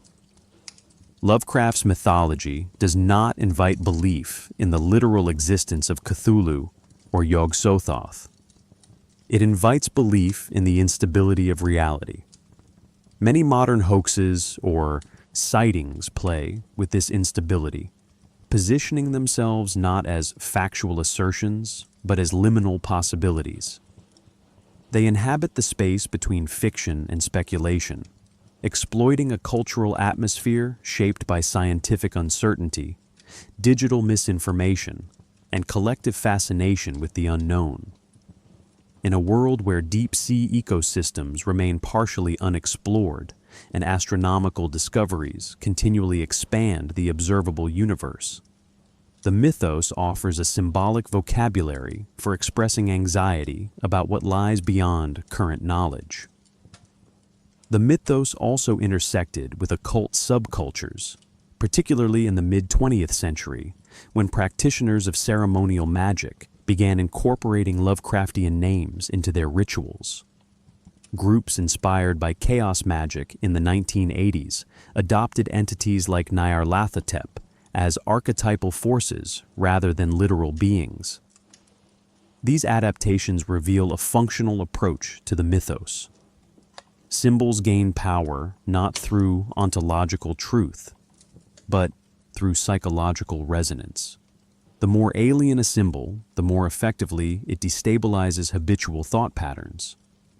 This explains why Lovecraft's inventions, originally meant as fictional warnings, became tools for explorations of altered consciousness within occult circles. Digital culture accelerated these processes. Internet communities, especially those centered around creepypasta, speculative fiction, and collaborative role-playing, expanded the mythos horizontally by creating local legends framed as leaked documents or archived audio. Some reinterpretations cast the U.S. National Oceanic and Atmospheric Administration as secretly tracking oceanic disturbances linked to Arlia. Others fictionalize archaeological reports that mention anomalous strata or impossible fossils. These narratives persist because they allow participants to simulate the investigative thrill central to Lovecraft's storytelling. They also reflect a broader cultural shift.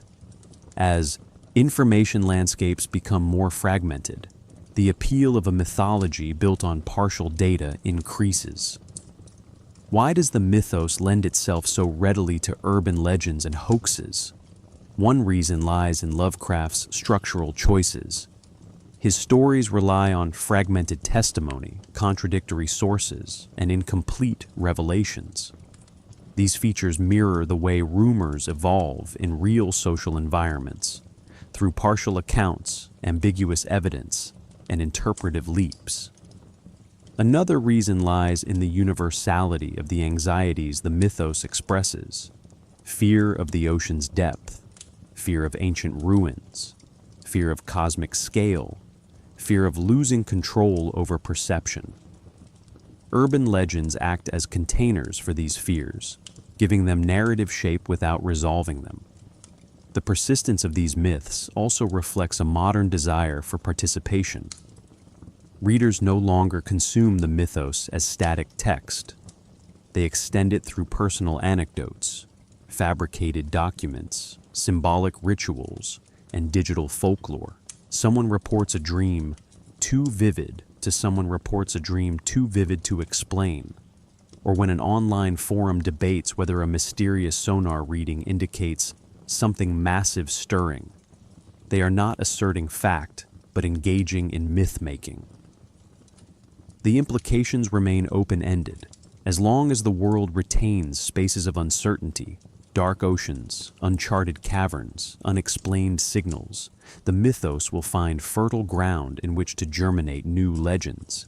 Its afterlife depends not on belief in specific beings, but on the cultural recognition that the unknown exceeds our interpretive frameworks.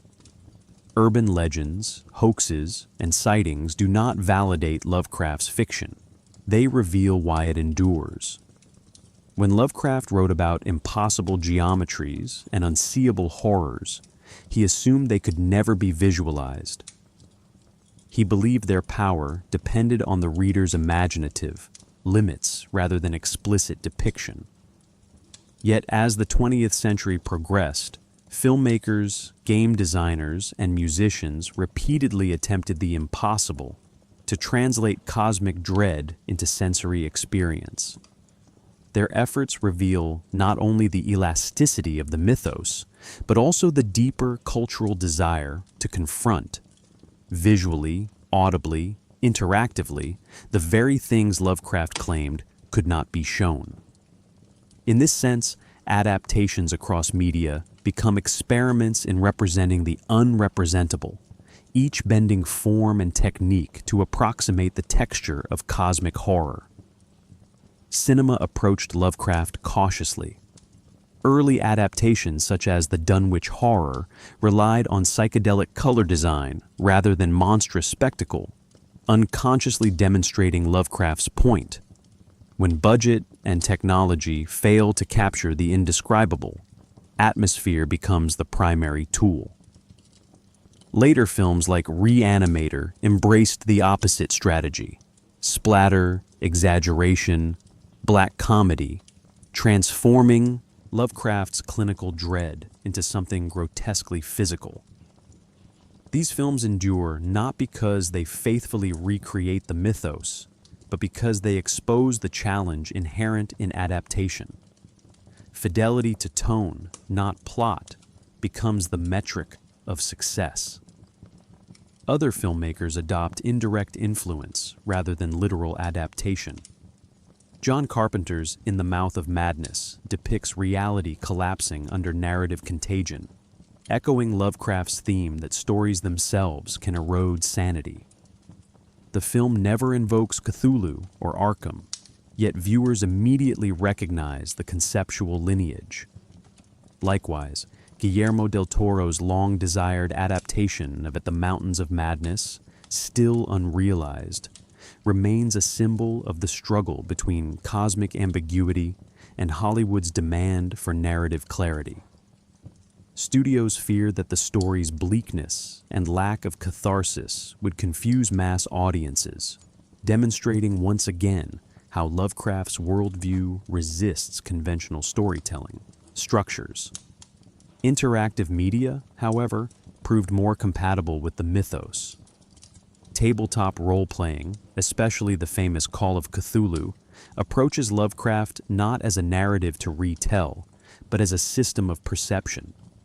The game's sanity mechanic transforms epistemology into gameplay. Knowledge becomes danger, and the pleasure of discovery intertwines with the terror of unraveling. It does not matter whether players confront a Shoggoth or misinterpret a newspaper clipping. The tension lies in realizing that every clue carries the possibility of psychic damage. In this medium, Lovecraft's philosophy becomes rule-bound and participatory, paradoxically preserving his themes by translating them into numbers on a character sheet. Video games extend this interactivity with audio-visual immersion. Titles such as Bloodborne, while not explicitly mythos-based, adopt Lovecraftian architecture, spiraling cathedrals, star-sickened scholars, hunters losing themselves to incomprehension. The game hides its cosmic horror behind gothic action until the midpoint, when players abruptly realize they have been operating within a larger, invisible cosmology. This structural reversal mirrors Lovecraft's narrative technique. The revelation that everything previously understood was merely a superficial layer covering a far older truth. Other games, including narrative investigations like Dark Corners of the Earth and The Sinking City, experiment with sanity effects, distorting sound, vision, and environment to simulate perceptual instability. In these moments, players experience, however imperfectly, the destabilization Lovecraft described as the true horror. Music engages with the mythos in ways that bypass narrative altogether. Dark ambient and experimental composers use drones, dissonant frequencies, and non-human vocalizations to emulate cosmic disorientation. Performances that invoke the mythos often frame themselves as rituals, not concerts. The structure mirrors cultic imagery without adopting literal belief. Participants treat sound as a means of accessing moods, unease, vastness, insignificance, rather than summoning fictional gods. In this sense, music becomes a psychological architecture, a sonic environment where the listener briefly inhabits an altered cosmological scale. Some musicians draw directly from Lovecraft's imagery, titling tracks after Arlia, Azathoth, or the outer gods, while others simply evoke the emotional geometry of the mythos without explicit reference. The persistence of these adaptations across media reveals something essential about Lovecraft's cultural afterlife. His stories resist traditional representation, yet creators keep returning to them precisely because they challenge the limits of their medium. Filmmakers attempt to show what cannot be shown. Game designers attempt to mechanize what cannot be understood. Musicians attempt to sonify what cannot be articulated. Their struggle becomes part of the myth itself. Each adaptation testifies to a human impulse Lovecraft indirectly diagnosed: the desire to approach the edge of knowledge, even knowing that boundary offers neither comfort nor resolution. And yet, despite the differences in form, a shared emotional grammar appears. Whether someone watches a film that fractures reality, plays a game that erodes sanity, or listens to music that dissolves structure, the underlying experience echoes a universal tension: curiosity battling fear. Adaptations persist because they allow audiences to rehearse this tension safely. They offer controlled exposure to the abyss, a composed encounter with scale. The mythos thrives not because adaptations capture it perfectly, but because they dramatize our inability to capture it at all. As we move into the next subsection, this phenomenon becomes even clearer. Subcultures, scholars, occult practitioners, and internet communities have taken these adaptations and turned them into living systems of interpretation, ecosystems where Lovecraft's ideas mutate, hybridize, and sometimes escape their origins entirely. When the works of H.P. Lovecraft transitioned from pulp obscurity into global circulation, they did more than inspire new fiction. They seeded an interpretive ecosystem that continues to evolve independently of authorial intent. The mythos became a shared symbolic language, part occult play, part scholarly inquiry, part internet folklore, and each community that adopted it emphasized different aspects of its underlying anxieties.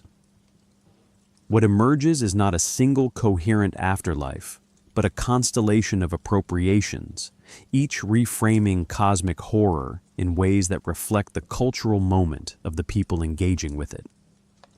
One of the earliest and most unexpected appropriations came from occult and ritual magic communities in the mid-20th century, particularly those aligned with experimental or anarchic traditions. Practitioners in the chaos magic movement treated Lovecraftian deities not as literal entities, but as psychological tools, archetypes meant to destabilize cognition, disrupt ingrained assumptions, or explore altered states.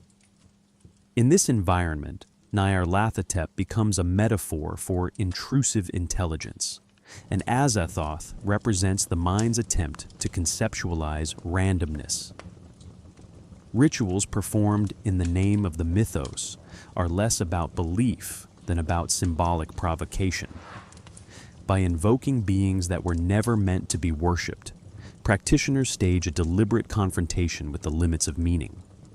The irony that Lovecraft was a materialist who rejected the supernatural entirely only strengthens the appeal. The mythos becomes a sandbox for imaginative experiment, rather than a system of metaphysics.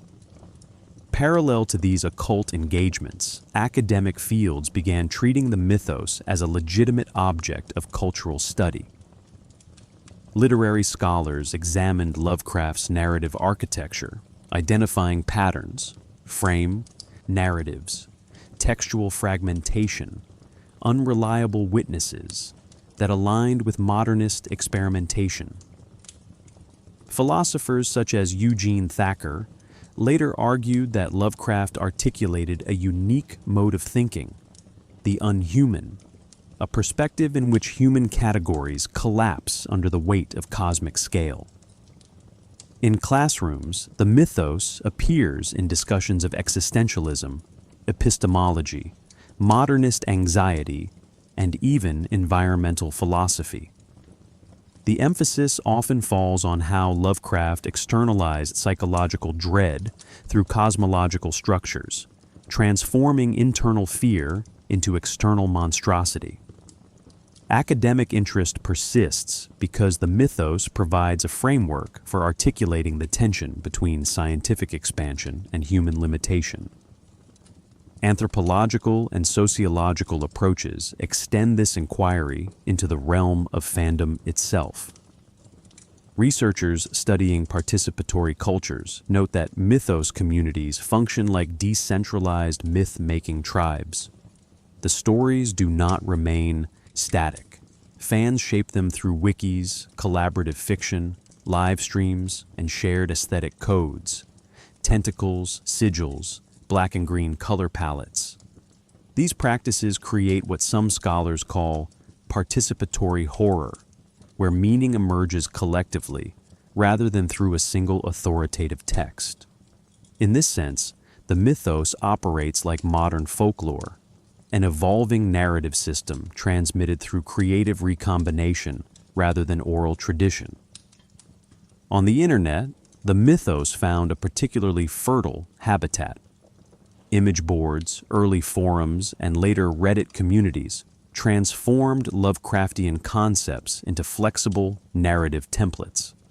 Some users treat the mythos as a cryptic puzzle, constructing elaborate timelines or cross-referencing obscure texts as though decoding a real historical conspiracy. Others remix the mythos into memes, blending cosmic dread with humor, Cthulhu in a business suit, Azathoth doing taxes, exposing the absurdity that lies beneath the fear. These comedic adaptations do not diminish the mythos. They highlight its cultural ubiquity. When a fictional entity becomes a meme template, it has transcended its narrative origin and entered the domain of symbolic shorthand. At the same time, critical subcultures emerged that reassess the mythos through lenses absent from Lovecraft's worldview. Feminist and post-colonial writers interrogated the metaphors of contamination and invasion that structure many stories, revealing how cosmic horror sometimes masks cultural anxieties about race, gender, and the unknown. Rather than rejecting the mythos, these writers reshape it. They repurpose eldritch beings as metaphors for resilience, alienation, or identity, constructing narratives where the incomprehensible becomes a site of empowerment rather than annihilation. This reframing demonstrates that the mythos is not intrinsically pessimistic. Its themes can be inverted to reflect new emotional grammars. The academic world responded to these reinterpretations by expanding its frameworks. Courses on horror literature now teach Lovecraft alongside contemporary writers who critique him. Conferences explore the mythos as a modern mythology, questioning how a fictional universe becomes a cultural epistemology, an interpretive system for describing the feeling of living in a world defined by rapid technological change, existential risk, and epistemic uncertainty. Scholars frequently note that the mythos functions as a metaphor for modernity itself, complex, overwhelming, interconnected, and indifferent. Yet despite the diversity of these appropriations, they share a common thread. Each treats the mythos as a structure for negotiating the unknown. Occultists use it to explore altered states. Academics use it to interrogate the limits of knowledge. Internet communities use it to produce collaborative mythology. Critics use it to untangle cultural anxieties. The mythos survives because it is not prescriptive. It offers no doctrine, no cosmology, no moral framework, only an invitation to contemplate forces beyond comprehension. The implications remain unresolved. Perhaps the mythos persists in subcultures and scholarship, not because people believe in its creatures, but because they recognize in its architecture the shape of their own uncertainties. Whether approached as ritual, critique, fandom, or philosophy, Lovecraft's fictional universe continues to expand precisely because it refuses closure. It thrives in the very spaces where knowledge falters, leaving us suspended between imagination and interpretation. The strange durability of the mythos rests not in its monsters, its invented scriptures, or its geography, but in its ability to articulate a form of psychological tension that feels increasingly familiar in the modern world. Lovecraft wrote about cosmic beings to describe something more intimate: the creeping suspicion that human perception is a provisional tool, not a reliable map of reality. This tension between what we believe the world is and what it might actually be lies at the center of the mythos's philosophical afterlife. Every reinterpretation, every adaptation, every academic argument returns to the same unsettling premise.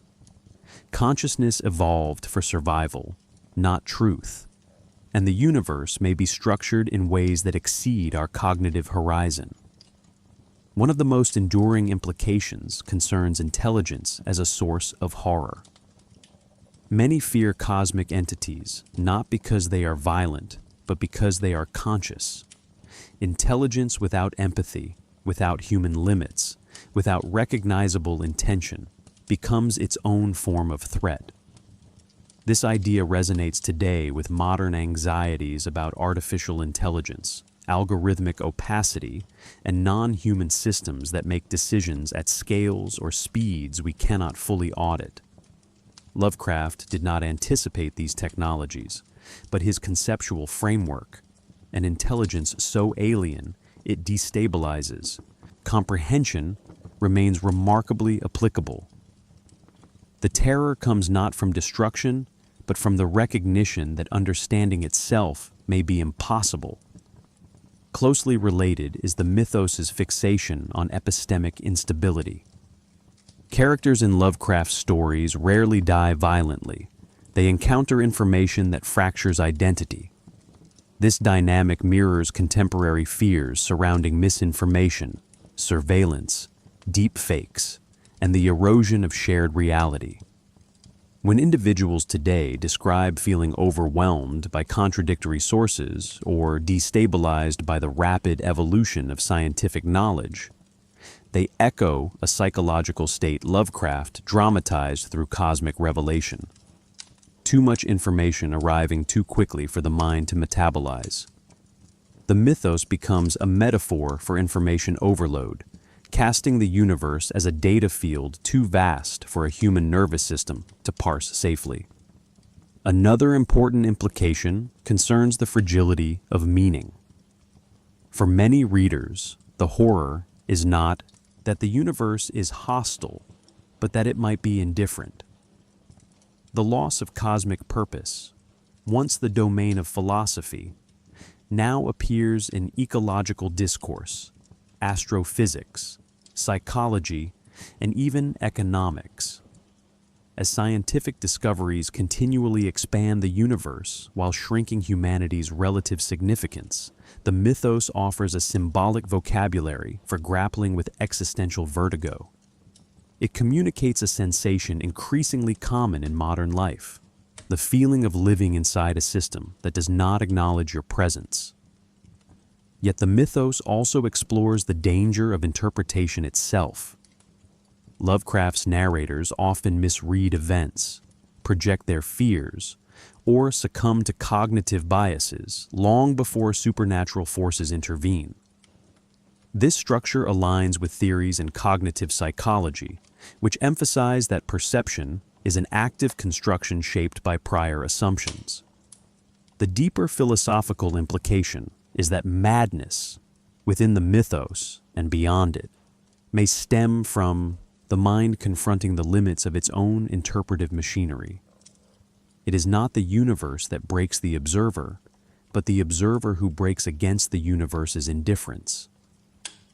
Modern scientific theories inadvertently reinforce these themes. Cosmology reveals dark matter and dark energy composing the majority of the universe, entities inferred but not directly observed. Quantum physics destabilizes causality and locality. Multiverse hypotheses propose a reality structure that outscales imagination. Simulation theories question whether perception corresponds to any underlying substrate at all. Lovecraft's work anticipated the emotional consequences of such discoveries. That intellectual progress would lead not to comfort, but to deeper uncertainty. Readers sense in his fiction a prescient reflection of their own encounters with scientific mystery. The mythos also endures because it captures the paradox of curiosity. The same impulse that drives scientific exploration drives Lovecraft's doomed investigators. Their downfall is not ignorance but fascination, the desire to see behind the curtain, even when the curtain exists for a reason. This dynamic resonates with contemporary debates about technological risk, bioengineering, and the ethics of exploring domains we may not be prepared to navigate. Cosmic horror frames curiosity as both noble and perilous, acknowledging that human advancement often occurs in tension with human fragility. At a more personal level, the mythos articulates a psychological truth about uncertainty. That fear often emerges not from what is known to be dangerous, but from what cannot be understood. People today confront uncertainties, economic instability, environmental shifts, geopolitical volatility that resist simple narratives. Lovecraft's fiction externalizes this diffuse anxiety into monstrous form, providing a narrative mirror for conditions that are abstract, systemic, and overwhelming. Readers find in the mythos not escapism, but recognition. Yet despite its bleakness, the mythos does not prescribe despair. Instead, it leaves interpretation open-ended. Some readers find in cosmic indifference a form of liberation. If the universe has no prescribed meaning, then individuals are free to create their own. Others view the mythos as a cautionary tale about overreaching systems, scientific, political, technological, that exceed human control. Still others treat it as a philosophical playground, a thought experiment that allows them to examine existential questions from a safe imaginative distance. Perhaps the most enduring implication is that horror becomes a mode of inquiry. Through cosmic dread, readers explore questions normally confined to philosophy. What is consciousness? What are the limits of perception? How much reality can a mind withstand before it fractures? These questions have no definitive answers, and perhaps that is why the mythos persists. It thrives in the space between explanation and experience, offering not solutions, but a vocabulary for contemplating the unknown. In the end, the most unsettling message may be this: The universe does not need to be malevolent to be terrifying. Indifference is enough, and somewhere in that vast indifference, humanity continues seeking meaning, crafting narratives, and peering into darkness, knowing full well that some doors, once opened, can never be closed again.